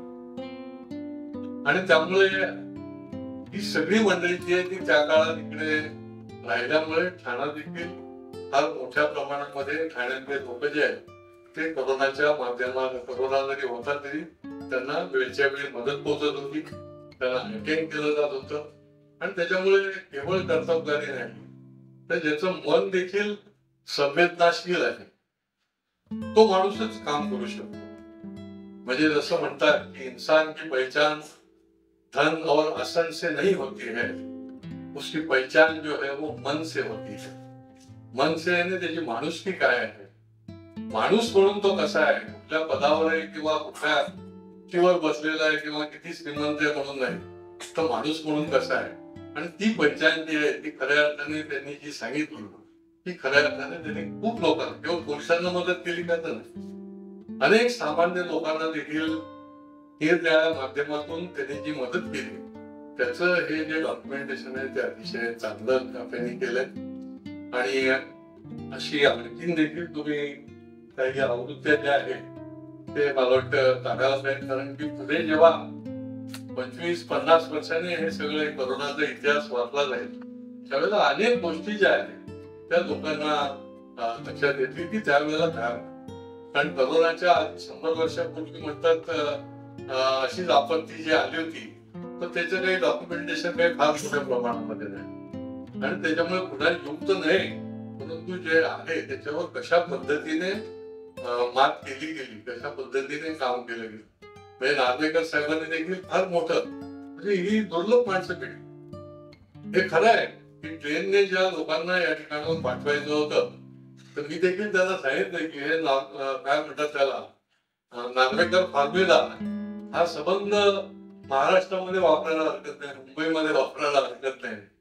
त्याची रचना, त्याचं नियोजन. आणि त्याच्यामुळे मी तमाम ठाणेकरांतर्फे आपल्या सगळ्यांची विशेष करून फटकाळकर साहेब तुमचं विवेक या नावाने पुस्तक झालेलं आहे पुस्तक प्रकाशित, तुमची मी अत्यंत कृतज्ञता व्यक्त करतो आणि आपल्या सगळ्यांना पुढच्या वाटचालीसाठी शुभेच्छा देऊन माझं बरोबर पुढे करतो. धन्यवाद. व्यासपीठावर उपस्थित असलेले माझे मित्र आणि आजच्या कार्यक्रमाचे अध्यक्ष श्री उदय निरगुडकर, ठाण्याचे लाडके लोकप्रतिनिधी डॉक्टर बेडेकर, संगीताताई जोशी, माझे मित्र आणि सहकारी श्री राजेश नार्वेकर, श्री दत्तात्रय कराळे, डॉक्टर कैलाश पवार, श्री शिंदे आणि समोर इतकी नावं, सर्व चेहरे आणि नावं ओळखीचे आहेत. प्रत्येकाचं नाव घेत बसलो तर 100-150 नावं घ्यावी लागतील.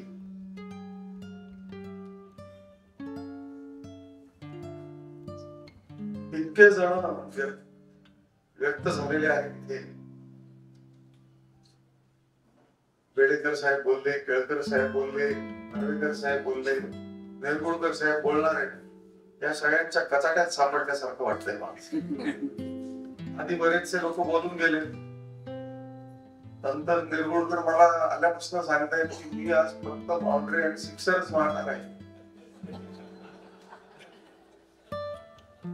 त्यामुळे तो समोर आता वर्ल्ड कप क्रिकेट चालू आहे, चांगला बॅट्समन जो आहे तो एक रन काढतो आणि दुसऱ्याला स्ट्राईक देतो, तशी माझी परिस्थिती आहे. करोना काळातील विवेक हे पुस्तक साधनाताईंनी जेव्हा लिहायचं ठरवलं तेव्हा हे नावही ठरलं नव्हतं आणि मुखपृष्ठ तर अजिबात ठरलेलं नव्हतं. आणि त्यांना दत्तात्रय कराळे आणि इतर सर्व अधिकारी माहिती देत होते, मदत करत होते. त्यावेळेला जसं सर्व मान्यवरांनी व्यक्त केलं तसं कुठेतरी याचं डॉक्युमेंटेशन व्हावं, शब्दांकन व्हावं इतकंच. खरं तर त्यांनी विवेक नाव दिलं हे पण ठीक आहे, कारण विवेक आणि सर्व अधिकाऱ्यांनी आणि खात्याने कामं केली. पत्रकारांनी पण विवेक दाखवला फॉर अ चेंज.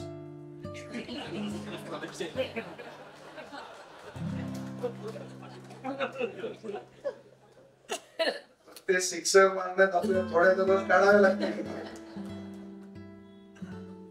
पण तो काळ इतका भयानक आणि भीषण असा होता की संपूर्ण जिल्ह्यामध्ये शुकशुकाट, अंधार आणि एक प्रकारची जगण्याची उमेद हरवलेला असा समाज. कोण कधी जाईल याची शाश्वती नाही. प्रत्येकाच्या चेहऱ्यावरती भीती. म्हणजे मला कधी कधी असं वाटतं की जसं ते BC वगैरे आहे, इसवी सन किंवा हिजरी सन वगैरे, तसं पुढे मागे BK म्हणजे बिफोर करोना आणि आफ्टर करोना असं काही डेटिंग सिस्टीम येईल की काय.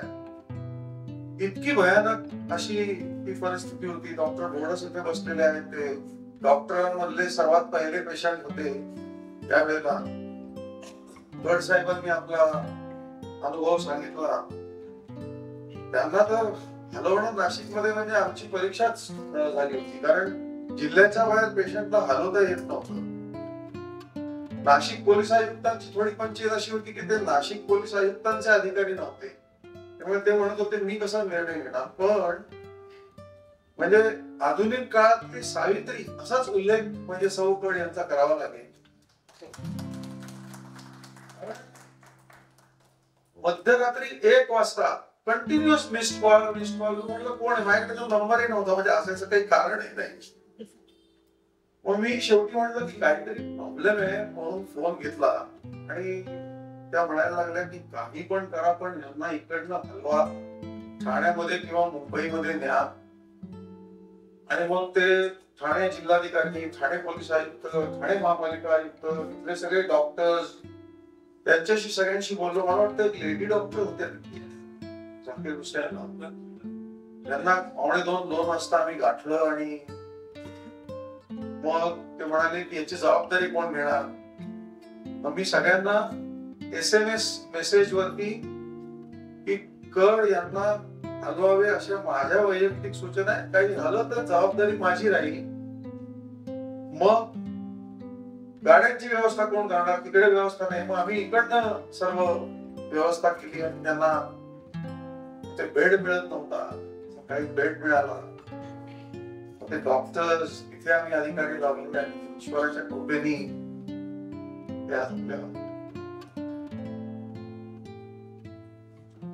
चीनच्या कुठल्याशा हुबे प्रांतात वुहान शहरामध्ये हा व्हायरस अचानक निघाला आणि सर्व जगाला त्यांनी व्यापून टाकला.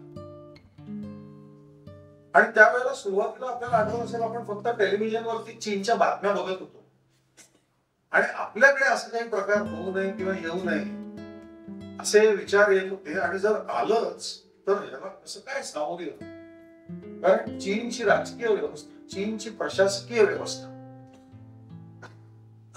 अतिशय वेगळी आहे. म्हणजे मला आठवत आहे काही काही शॉर्ट्स मध्ये त्यांनी असं दाखवलं होतं की ते माणसांना असं पकडून उचलूनच टाकायचे. आणि आपल्याकडे जर असं झालं नसेल तर आपली एवढी लोकसंख्या, आपली लोकशाही, आपली विचारसरणी वेगळी, एवढ्या मोठ्या शहराला करोडो लोकांना आवरणार कसं असे अनेक प्रश्न आमच्या मनामध्ये त्यावेळेला होते. एवढ्या लोकांची व्यवस्था कशी एकात दुसऱ्यात चार. त्यावेळेला असे व्हिडिओ पण सर्क्युलेट व्हायचे. काही विचित्र व्हिडिओ होते की ते तुम्हाला करोना म्हणजे काय हे सांगताना ग्लासला हात लावून नका, तो ग्लासवर पण बसलेला असेल, दाराच्या हँडलवर पण असेल, प्लेट वरती असेल, चमच्यावरती असेल, असे व्हिडिओ सर्क्युलेट होते. तर मी म्हटलं हे सगळे घाबरणारे व्हिडिओ कशी, कारण मग आमच्याकडे ऑफिसमध्ये कोणी दरवाजाच उघडायला तयार नाही. तो व्हायरस बसलेला असेल, मला जाईल, बाकीच्यांना जाईल. असे अनेक चिंताजनक असे प्रश्न होते. आणि 24 मार्च मला आठवत आहे माननीय पंतप्रधानांनी जनता कर्फ्यू घोषित केला. आणि अचानक सगळं म्हणजे भारत सगळा देश त्या दिवशी थांबून गेला. आणि आम्हाला लक्षात आलं की आता हा जरी जनता कर्फ्यू असेल तरी हे जनतेच्या मानसिकतेची तयारी करण्याचं एक शस्त्र होतं की इथून पुढे आपल्याला अनेक दिवस कदाचित अनेक महिने अशा बंदला सामोरं जावं लागणार आहे, लॉकडाऊन लागणार आहे. आणि एवढ्या मोठ्या शहरातल्या लाखो करोडो लोकांना त्यांच्या घराबाहेर पडू न देणं आणि त्याचबरोबर सगळी आरोग्य व्यवस्था चालू ठेवणं, कॉन्टॅक्ट ट्रेसिंग नावाचा एक प्रकार सुरू झाला होता. आणि सर्व काही म्हणजे पेशंटला औषध देणे, तपासणे आणि बरं करणे इत्यादी सोडलं तर बाकी सगळ्या जबाबदाऱ्या या पोलीस खात्यावर.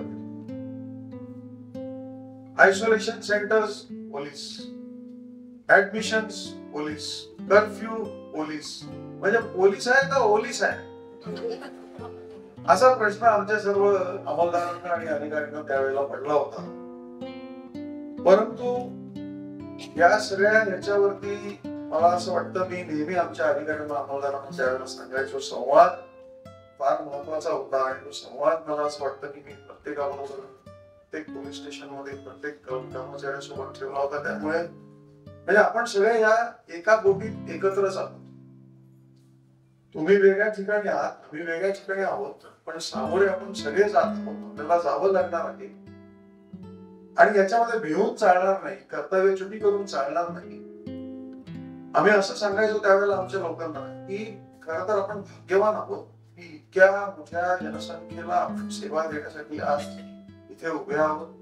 आपल्यामुळे हे शहर वाचणार आहे, आपल्यामुळे हे राज्य वाचणार आहे. कारण जेव्हा तुम्ही फक्त पगारापुरता अशा नोकऱ्या होत नाहीत, अशी कामं होत नाहीत, तुम्हाला त्यांना एक हायर ऑब्जेक्टिव्ह द्यावं लागतं, प्रेरित करावं लागतं आणि त्या प्रेरणेतूनच काम होतात. सोमवंशी साहेब इथे बसलेले आहेत, ठाणेनगरचे प्रमुख होते. मला आठवत आहे की त्यांच्यावरती बाजाराचा इतका मोठा दर वेळेला दर दुसऱ्या दिवशी इकडे बाजार सुरू करायचा आहे, तिकडे बाजार सुरू करायचा, त्यांच्या डोक्यामध्ये अनेक विचारांचे बाजार त्याच्याला चालू होते. आणि दररोज एक ना एक कुठला तरी अधिकारी ज्याच्यावर आम्ही अवलंबून राहत होतो या सगळ्या तो नेमका पॉझिटिव्ह व्हायचा आणि फार भीषण प्रसंग असायचे. कारण पोलीस खात्यामध्ये कसं आहे की संघभावनेने एक चमू म्हणून काम केलं. आता त्याच्यामध्ये एक माणूस जर पॉझिटिव्ह झाला तो बाकी सगळे क्वारंटाईन व्हायचे. आणि ते म्हणाले ते खरं आहे की 35 कॉन्स्टेबल्स माझे एकेका पोलीस स्टेशन मध्ये आयदर आयसोलेटेड होते आणि मग बाकीच्यांना असं वाटायचं की आता आपला नंबर येणार आहे, तो यांच्या हातच काम बंद केलेलं होतं आणि मग ते काम सुरू ठेवायचं आणि त्यांना आश्वस्त करायचं, त्यांच्या कुटुंबियांना आश्वस्त करायचं. असं म्हणजे सोपं नव्हतं, ते अवघड होतं. परंतु सर्वांची साथ त्यावेळेला मला असं वाटतं एक वेगळीच न्यू नॉर्मल त्यावेळेला. म्हणजे हात स्वच्छ धुवा, मास्क घाला आणि सोशल डिस्टन्सिंग घ्यावा, असं सगळ्यांच्या 3च वाक्य सारखी आमच्या दलामध्ये आणि अधिकाऱ्यांमध्ये होत होती. आणि मलाही प्रश्न पडायचा की आपण कुठल्या सोसायटीमध्ये आहोत. म्हणजे आपल्याला सांगावं लागतं की अरे होकू नको. म्हणजे खरं तर या सगळ्या समजण्यासारख्या गोष्टी आहेत सांगायला, पण प्रत्येक नाक्यावर प्रत्येक ठिकाणी बीट पेट्रोलला आमच्या रस्त्यांमध्ये जे पेट्रोल जायचे आमचे लोक अनाउन्समेंट करून कोणी गाणी बिणी पण म्हणायचे, लोकांची करमणूक पण होईल आणि एज्युकेशन पण होईल. फार मला असं वाटतं की अत्यंत प्रेरक असं काम ठाणे पोलीस दलाने किंवा सर्वच पोलीस दलांनी आणि सर्वच विभागांनी केलं. मला असं वाटतं की ते नाव थोडंसं तुम्ही पार्शालिटी केली मॅडम, पण त्याचा तुम्ही ते विवेक नाव माझं नका समजू. तो प्रत्येकाचा जो विवेक जागृत झाला होता आणि तो जागृत झालेला विवेक ते त्या अर्थाने त्यांनी ते नाव ठरलेलं आहे असं मला वाटतं. मला आठवतंय की एकीकडे सगळे शास्त्रज्ञ भेटत होते, शास्त्र भेटत होतं की याच्यावरती उपाय काय. उपाय फक्त वॅक्सिनच, आणि वॅक्सिन तयार होण्यासाठी 3 ते 5 वर्षाचा कालावधी लागतो. तोपर्यंत आपण जगणार कसं. आणि त्यामुळे एकदम वॉर फुटिंग वरती ते काम चालू, आणि ते काम चालू असताना एकीकडे काही जण कांदा आणि लसूण खा तुम्हाला कोरोना होणार नाही, तर दुसऱ्या टोकाला कोरोना बकवास आहे, ते फार्मसीवाल्यांचा काहीतरी खूळ आहे, डॉक्टर लोकांनी आपल्या धंद्याला बरकत आणण्यासाठी याला आणलेला आहे. इथपर्यंत कोरोनाच्या थेअरीज याचा प्रसार करणारे अनेक एक्सपर्ट्स आपल्या देशामध्ये आणि सगळीकडे तयार झाले होते. सोशल मीडिया पण त्यांच्या हाताशी होता. लोकांना काही कामं नव्हती, त्यामुळे ते वाचून वाचून लोक अजून आम्हाला प्रश्नाचा बळीवर, हे असं आहे का तसं आहे का. आमच्या कंट्रोल रूम्स मध्ये आम्ही असे लोक बसवले होते, त्यांना आम्ही ब्रीफ करायचो की असे असे प्रश्न येतील, तुम्ही त्यांना प्रश्नाची, कारण की आता जे नॉर्मल भाषेत आम्ही बोलतो त्याच्यावर बोलू शकत नव्हतो. धीर देणं हे आमचं कर्तव्य होतं. अनेक कामं पोलीस दलांनी, म्हणजे मला आठवतंय की आपल्या इनात नाक्याच्या इथे ट्रॅफिकचे अधिकारी आणि अंमलदार होते, आणि त्यांना एक कॉल आला की एक बाई प्रसूत होत होती आणि म्हणजे वाहन नव्हतं. आमचा कॉन्स्टेबलच घेऊन गेला की जीपच्या घरी, तिला घेऊन ऍडमिट केलं. खूप रोज प्रसंग होते, सांगणं सोपं नाहीये. तर मला आपण म्हणतो की आपण अशा एका काळात त्याची आठवण सुद्धा नको, परंतु आठवण ठेवणं गरजेचं आहे. म्हणून अशा पुस्तकाची साठवण पण असणं मला असं वाटतं फार आवश्यक आहे. जसं आधीच्या वक्त्यांनी म्हटलं की अनेक चांगले अनुभव, अनेक लोकांच्या सामाजिक जाणीवेचे, सामाजिक बांधिलकीचे, म्हणजे माणुसकीचा उल्लेख केला. मला तर वाटतं की लोकांनी माणुसकीची धरणच बांधली. आपले पालकमंत्री आणि आजचे मुख्यमंत्री आहेत एकनाथ शिंदे, मला आठवते की जेव्हा महिना 1.5 महिना लोकांना घरात अन्न नाही, काही नाही, तर 5-5 हजार लोकांच्या जेवणाची व्यवस्था शेवटी मी आणि राजेश आम्ही दोघं बसून त्यांना समजावून सांगितलं की हे आपण अंगीकार चालू शकत नाही, आणि कुठे काही क्वालिटीचा प्रश्न झाला तर चांगलं काम बाजूला राहील, पुन्हा पत्रकार जागृत होतील. ते जागे व्हायच्या वेळातच आपण हे बंद करणं गरजेचं आहे. मग ते ड्राय रेशन मला आठवत असेल, थोडंसं डिस्ट्रीब्युशन आणि आपल्या सिस्टीम वगैरे सगळ्या आपण त्या केल्या होत्या. स्थलांतरित मजुरांचा फार मोठा प्रश्न होता, आणि त्यामध्ये सुद्धा मला असं वाटतं की पोलीस खात्याने खूप मोठी भूमिका, म्हणजे ज्यांना जायचं आहे, आणि आम्ही त्यांचं काम खूप सोपं केलं. कारण आम्ही ते पूर्वी काय कसं अख्ख्या ठाण्यात युपी आणि बिहारचे खूप लोक होते आणि ट्रेन सगळ्या सोडायच्या होत्या, पण आम्ही त्यातल्या त्यात जे डेस्टिनेशन होते, म्हणजे गोरखपूरचा उपयोग केला. भिवंडीला मला वाटतं 8 ला 10 पहिली ट्रेन आपल्याकडे सुटली होती, आणि मग आमच्या लोकांनी पोलीस स्टेशन मध्ये इथे मला दिसत आहेत राऊत बसलेले आलोची आहेत, सोमवंशी आहे, पागडे आहेत, त्या सगळ्यांना डिसूजा मॅडम आहे, त्यांच्या मुली इंडोनेशियाला कुठे अडकल्या होत्या, मलेशियाला, आणि एका देशातून त्या तिकडे, मग तिकडनं रोज ती बाई डोकं खायची माझं बालीला. मी म्हटलं तुला बालीला पाठवायची गरज काय होती ना. मग तिकडचे जे आमचे अँबॅसेडर होते त्यांच्याशी मी संपर्क केला, त्यांना त्यांची नावं दिली. मी म्हटलं की त्यांची सुटका केल्याशिवाय माझी सुटका होणार नाही, पण झाली त्यांची सुटका. असे रोज काही ना काही प्रसंग येत होते. मला असं वाटतं की आपल्या समाजाला पण यातून खूप काही शिकण्याची आवश्यकता आहे. जेव्हा देशापुढे, राज्यापुढे, शहरापुढे प्रश्न उभे राहतात, करोनासारखे प्रश्न असतील किंवा इतर कधी नॅचरल कलॅमिटी येऊ शकते, येऊ नये.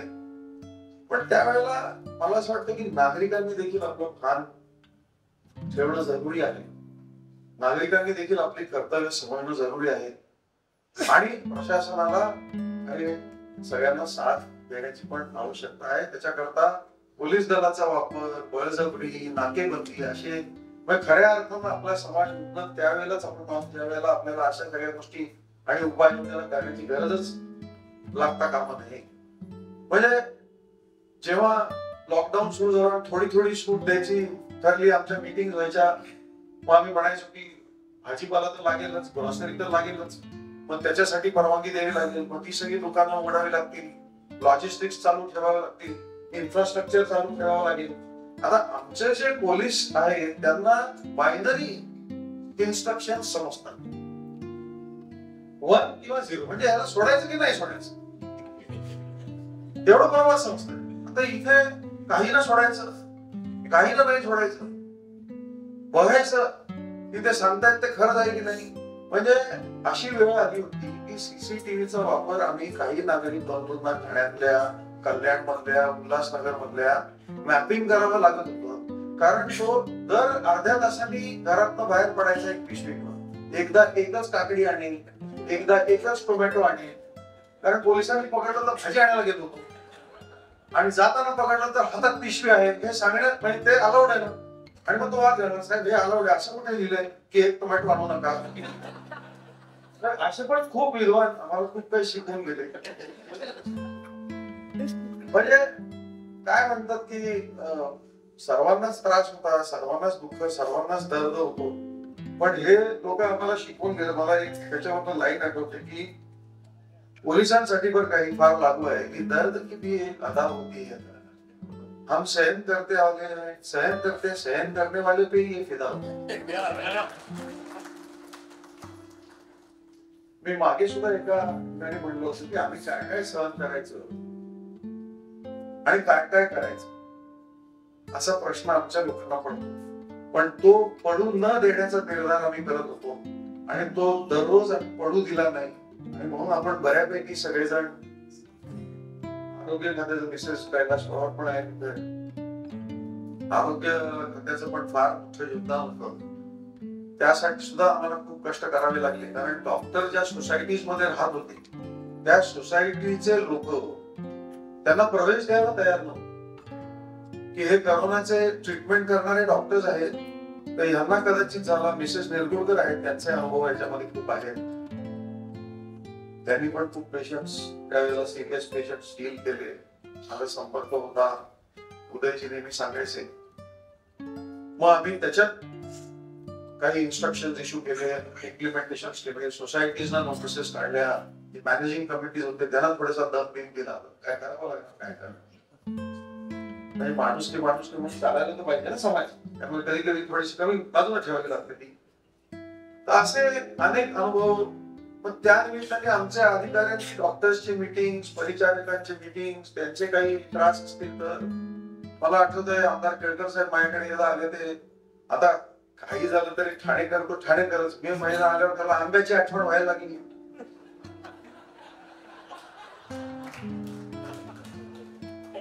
आणि त्यांचा आंबा महोत्सव असतो.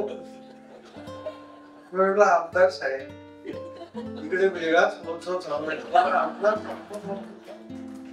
काही लोकांना दिलासा मिळाला पाहिजे की नाही, आंबा खाल्ल्यावर कसं बरं वाटेल. आता म्हणलं ते आंबे विक्रेते येणार आणि ते आंबे घेणारे कोण हे कसं कळणार आपल्याला. त्यांना सोडा फक्त, पुन्हा आमच्या लोकांचा प्रश्न.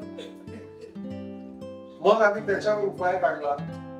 आम्ही सोसायटीज ज्या आहेत त्या सोसायटीजचे सगळे नावं, पत्ते, त्या कमिटीचे मेंबर, त्या पोलीस स्टेशनला सांगून आणि मग त्यांच्याशी त्या आंब्याच्या ट्रकवाल्यांचा डायरेक्ट टायअप केला की तो ट्रक येऊ आम्ही एका सोसायटीमध्ये जाईल, तिथे काय खप व्हायचा तो होईल. एक एक जण येऊन ते लाईन मध्ये तिथे सोसायट्यांमध्ये मग ते 6-6 मीटर वरती गोल बिल आकड्या. त्यावेळेला ते गोल आखणारे विकणारे यांचा धंदा चांगला चालतो. जिकडे जाल तिकडे तुम्हाला ते गोल दिसायचे.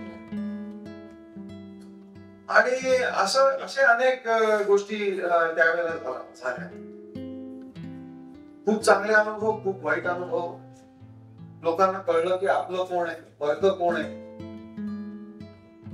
म्हणजे कुछ को कुछ गैर ऐसे मिले, कुछ को म्हणजे कुछ लोगों को कुछ गैर ऐसे मिले जो अपना बना गए, और कुछ अपने ऐसे निकले जो गैर का मतलब बना.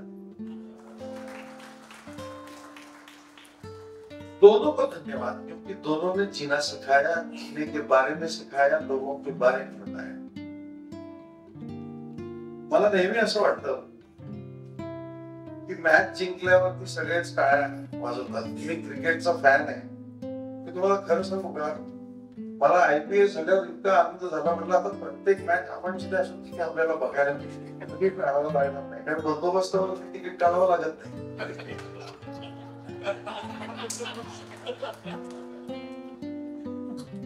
आणि प्रत्येक जण खेळ मॅच जिंकल्यावर वगैरे कौतुक करतो, परंतु काही खेळ, काही कार्यक्रम, काही प्रसंग करवण्यासारखे असतात, तेव्हा खेळ जिंकल्यावर नाही तर खेळताना पाठीवर हात ठेवणं आवश्यक असतं, विश्वासाचा. आणि मला असं वाटतं की ठाणेकरांनी तो हात आमच्या पाठीवरती कायम ठेवला. लोकप्रतिनिधींनी खूप साथ दिली, बाकी प्रशासनाने पण खूप साथ दिली. मॅडम, तुम्ही फार नाव दिल्याकडे फार उत्तम काम केलं आहे असं नाव तर लागणारच आहे. परंतु मला असं वाटतं की उत्कृष्ट साहित्य, उत्कृष्ट कला, या ज्या काही गोष्टी असतात त्या समाजाला एक दिशादर्शक असतात. आणि आपलं हे जे पुस्तक आहे हे देखील मला वाटतं जे कोणी वाचतील, ऐकतील त्याबद्दल त्यांच्यासाठी एक दिशादर्शक करावं.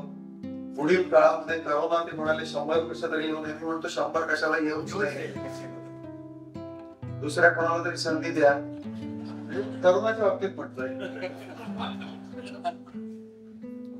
पण येऊच नाही. पण जर आले तर प्रशासनाने काय पावलं उचलली, कारण की अनुभव नसल्यावरती सगळं पहिल्यांदाच करावं आणि फार मोठं असं आव्हान असतं ते. त्याचं पण कुठेतरी मला वाटतं राजेश आपल्याला डॉक्युमेंटेशन करणं गरजेचं आहे. काय स्टेप्स घ्यायला पाहिजेत, कसे घ्यायला पाहिजेत, लोकांचं जास्त सहकार्य किंवा लोक एज्युकेशन जे आहे ते कशा प्रकारे. आता सोशल मीडियाचा पण वापर आपण त्यावेळेला केला. मला आठवतंय आमचे सगळे ते ट्रान्सपोर्टेशनच बंद होता, ट्रॅव्हलच बंद होता, त्यामुळे पासपोर्ट वगैरे इश्यू करण्याचा प्रश्न नव्हता. इथे बाळासाहेब पाटील SP पालघर आले होते, म्हणजे ते गेले असते खरंच, पण ते SBचं काम करत होते. जयंत बजबळे आहेत ते स्पेशल ब्रँच मध्ये, सगळे पासपोर्टचं आमचे सगळे सेक्शन बंद करून त्यांनी फक्त पासेस इश्यू केले होते लोकांना.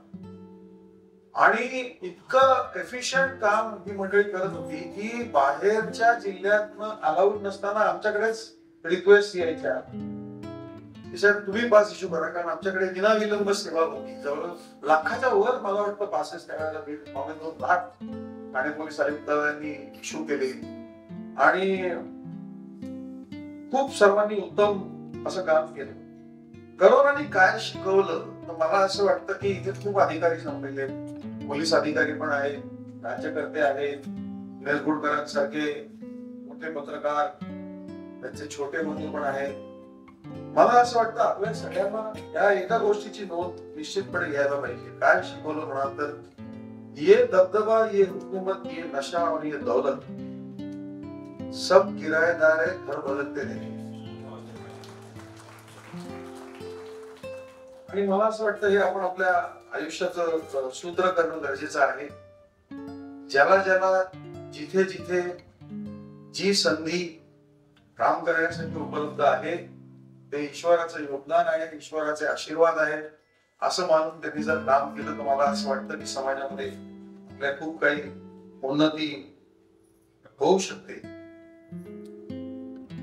मला कल्पना आहे की तुम्ही खूप लोक खूप वेळ बसलेले आहात आणि इकडे पोहोचेपर्यंत तुम्ही त्याच्या आधी 1-1.5 तास प्रवास केलेला आहे, त्याच्यानंतर पण तुम्हाला प्रवास करायचा आहे. आणि निरगुडकरांसारखे फलंदाज अजून 7 नंबरवरती बॅटिंग करायला येणार आहे. त्यामुळे सगळा स्कोर आम्हीच करून टाकला तर चांगल्या बॅट्समॅनला सुद्धा बॅटिंगची संधी 1-2च ओव्हर मिळतात अशी वेळ येऊ नये याचं मला भान आहे. आणि म्हणून मी फक्त माझी कृतज्ञता साधनाताईंवरती व्यक्त करतो, सृजनवरती व्यक्त करतो आणि एकदा आपल्याला सांगतो की त्या नावावरती अजिबात बोलू नका. त्या नावाचा माझ्या नावाशी फक्त साधर्म्य आहे. हे पुस्तक खरं तर आमचे असंख्य पोलीस अधिकारी, आरोग्य सैनिक, आरोग्य सेवक, परिचारिका, इतर सर्व रेव्हेन्यूचे लोक अहोरात्र काम, ते म्हणाले आम्ही सॅटर्डे संडे सुद्धा काम करत होतो, कारण नॉर्मली करतात की नाही मला माहित नाही. आम्हाला असा विचारच येत पण केलं आम्हाला मान्य आहे.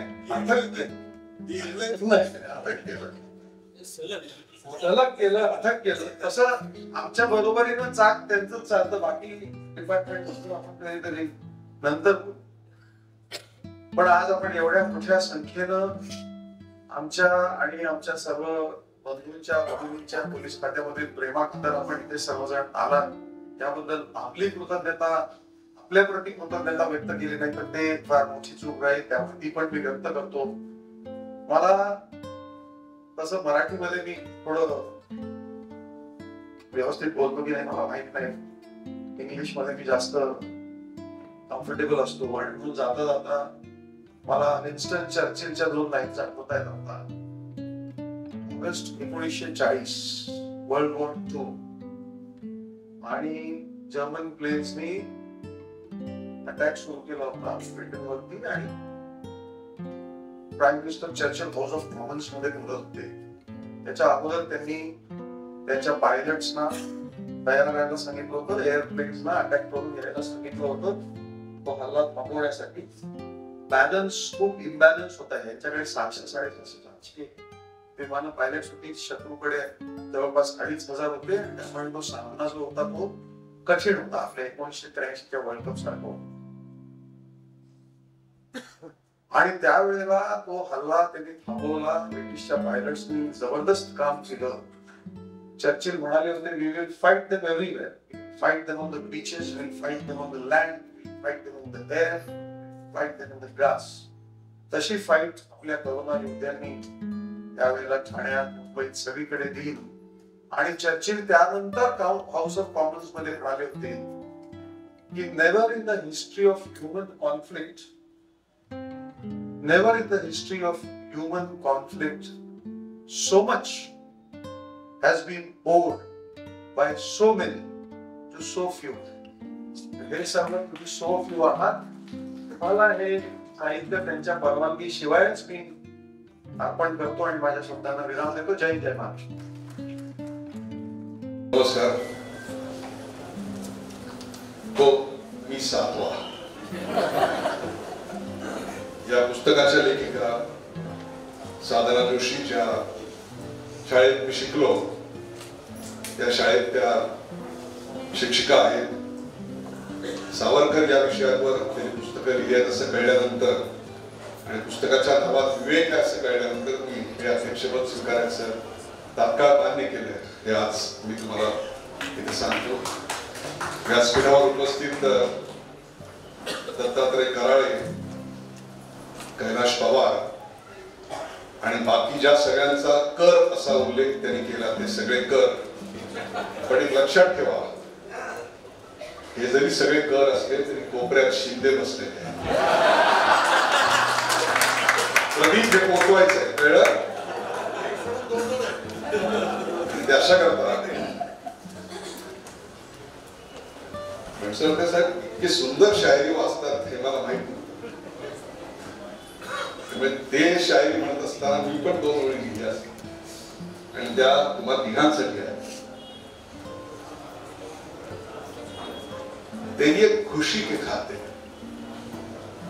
तेरी एक खुशी की खातिर मैंने अपने कितने गम छुपाए. तेरी एक खुशी के खातिर मैंने अपने कितने गम छुपाए, अगर एक बार भी रोता तो तेरा शहर डूब जाता. आता तुम्हाला कळलं असेल की सगळे लोक इथे का आले. शहर डुबने का चक्कर था. ते शहर ज्यांनी वाचवलं ते हे हिरो आहे. खाकीतल्या देवाचं दर्शन घेण्यासाठी आजपासून खुलं होत आहे. हे पुस्तक वाचून मला खाकीतल्या देवाचं दर्शन झालं, तसंच ते तुम्हा सगळ्यांना हो एवढ्या शुभेच्छा. आज पहिली आवृत्ती निघते आहे, लवकरच याच्या अनेक आवृत्त्या निघो ही शुभेच्छा. जय हिंद, जय भारत. त्यांच्या कोणीचं काम केलं असेल असं मला वाटत नाही. इतका अफलातून काम यांनी केलं. त्यामुळे या पुस्तकातल्या सगळ्या कहाण्या सिनियर पीआय गड Kumbhare, ward officer Ahire, ASI Salunke, Subhash Dhawale, Shirsat, Bhagatrao Salunke, Balasaheb Patil, Mamata D'Souza, Sudha Narkar, all of them have exhibited exemplary. मित्रांनो, या काळात हे पुस्तक वाचताना या काळाचा पुनरानुभव मी घेतला आणि मी जिवंत आहे याविषयी जेवढी मला कृतज्ञता वाटली त्यापेक्षा मी आता सुद्धा यांच्या हातात सुरक्षित आहे ही भावना माझ्या मनात मी खाकीतला देव पाहिला. हे पुस्तक खाकीतल्या देवाचं दर्शन घेण्यासाठी आजपासून खुलं होत आहे. हे पुस्तक वाचून मला खाकीतल्या देवाचं दर्शन झालं, तसंच ते तुम्हा सगळ्यांना हो एवढ्या शुभेच्छा. आज पहिली आवृत्ती निघते आहे, लवकरच याच्या अनेक आवृत्त्या निघो ही शुभेच्छा. जय हिंद, जय भारत. खूप खूप धन्यवाद सर. एक शेवटचा फक्त ऋणनिर्देश आहे आणि वंदे मातरम मी कार्यक्रमाची सांगत होईल. एकच मिनिट फक्त. ज्या शहीदांना आपण हे पुस्तक अर्पण केलेलं आहे त्या शहीदांतील काही प्रमुख आज आपल्या तिथे उपस्थित आहेत. त्यांना मी विनंती करते की कृपया आपण सभामंचावर येऊन सन्माननीय फडणवीस साहेबांच्या हस्ते आमच्या कृतज्ञतेचा स्वीकार करावा. आज आपल्यामध्ये श्रेया श्रीकांत वाघ उपस्थित आहे. मी विनंती करते त्यांना की कृपया आपण एक शहीद कुटुंबातून आहात, त्यामुळे आमची ही आदरांजली आपण स्वीकार करावी. मी फडणवीस सर आपल्यास विनंती करते की कृपया आपल्या शुभ हस्ते आपण या दोन पुस्तकाच्या प्रती आणि एक पुष्पगुच्छ देऊन त्यांच्या प्रती आपली कृतज्ञता व्यक्त करावी.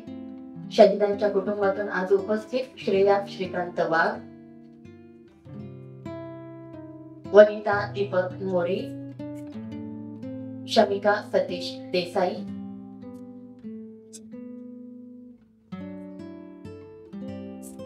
आणि दिशा बाबा दडू. आपण विनंती करते की कृपया आपण आमच्या या कृतज्ञतेचा स्वीकार करावा. सन्माननीय फडणवीस साहेब, आपल्या शुभ हस्ते आपण या शहीद कुटुंबियांच्या प्रतिनिधींना आपल्या वतीने, आपल्या सर्वांच्या वतीने, ठाणे पोलीस आयुक्तालयाच्या वतीने ही कृतज्ञता व्यक्त करतोय. या सर्व शहीदांना आपण हे पुस्तक अर्पण केलेलं आहे. तुमच्या सर्वांच्या ऋणात अखंड खातर राहील. आणि घोडके कुटुंबियांनाही मी विनंती करते की जे मगाशी आपण बघितले की एका कुटुंबातील जुळे भाऊ कोरोना शहीद झालेले आहेत, त्या इथे उपस्थित आहेत. त्यांना मी विनंती करते की कृपया आपण सुद्धा या कृतज्ञतेचा स्वीकार करावा. या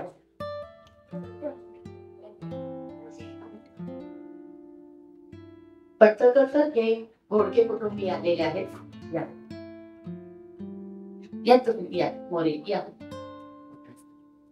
दोन सख्खे जुळे भाऊ 8 दिवसाच्या अंतराने कोरोना शहीद झाले आणि आज त्यांची पुढली पिढी समर्थपणे पुन्हा याच सेवेमध्ये खाकीच्या सेवेला उपस्थित झालेली आहे. तर मला वाटते जोरदार त्यांच्या गटात या सगळ्या शहीद कुटुंबियांना आपण आपली आदरांजली व्यक्त करूया.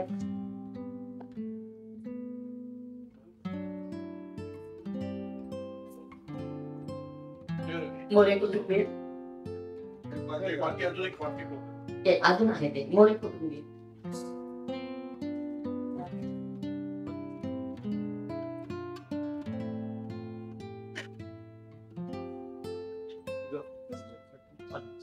सर्व शहीदांच्या प्रति कृतज्ञता व्यक्त करून सर्व उपस्थित मान्यवरांचे पुन्हा एकदा विमानाचे आभार व्यक्त करते.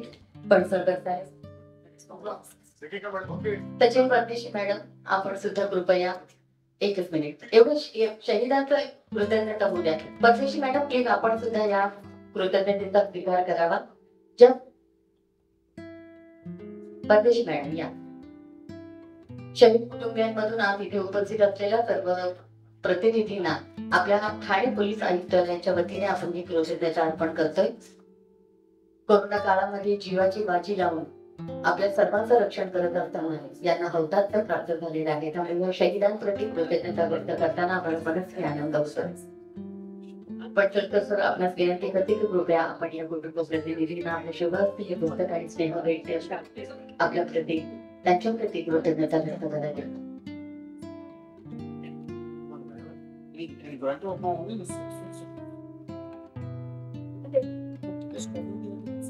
खूप खूप धन्यवाद सर.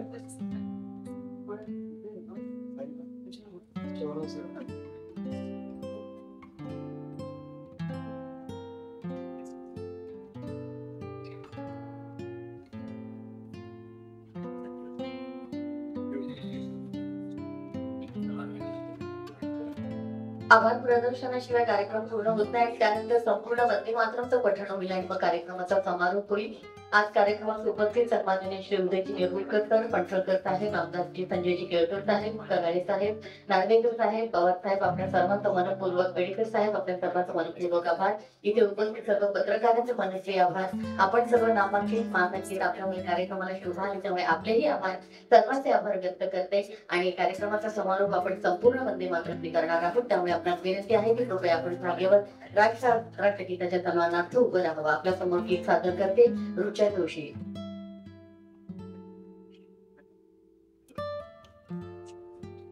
वंदे मातरम,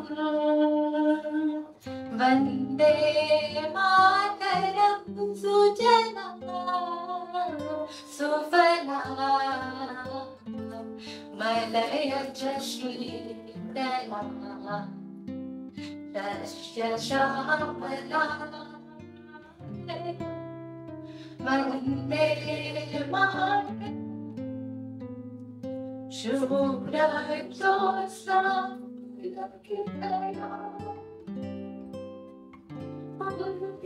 सुमिता ब्रह्मण्ड शोभिनी सुहासिनी सुमधुराशिनी सुखदा. वंदे मातरम कोटि कोटि कंठ कमल निनाद, कोटि कोटि भुजै धृत कर अबला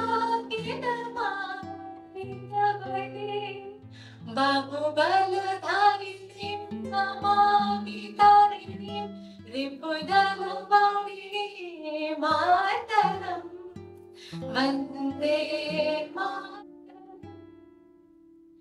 तुम्ही वेद्या, तुम्ही धर्मा, तुम्ही निधी, तुम्ही मर्मा, त्वं हि प्राणः शरीरे बाहुते तुम्ही माझे, हृदय तुम्ही तुम्हारो प्रतिमा गणी वंदे मातरम. स्वामी दुर्गा कमला कमल दल विहारी वाणी विद्या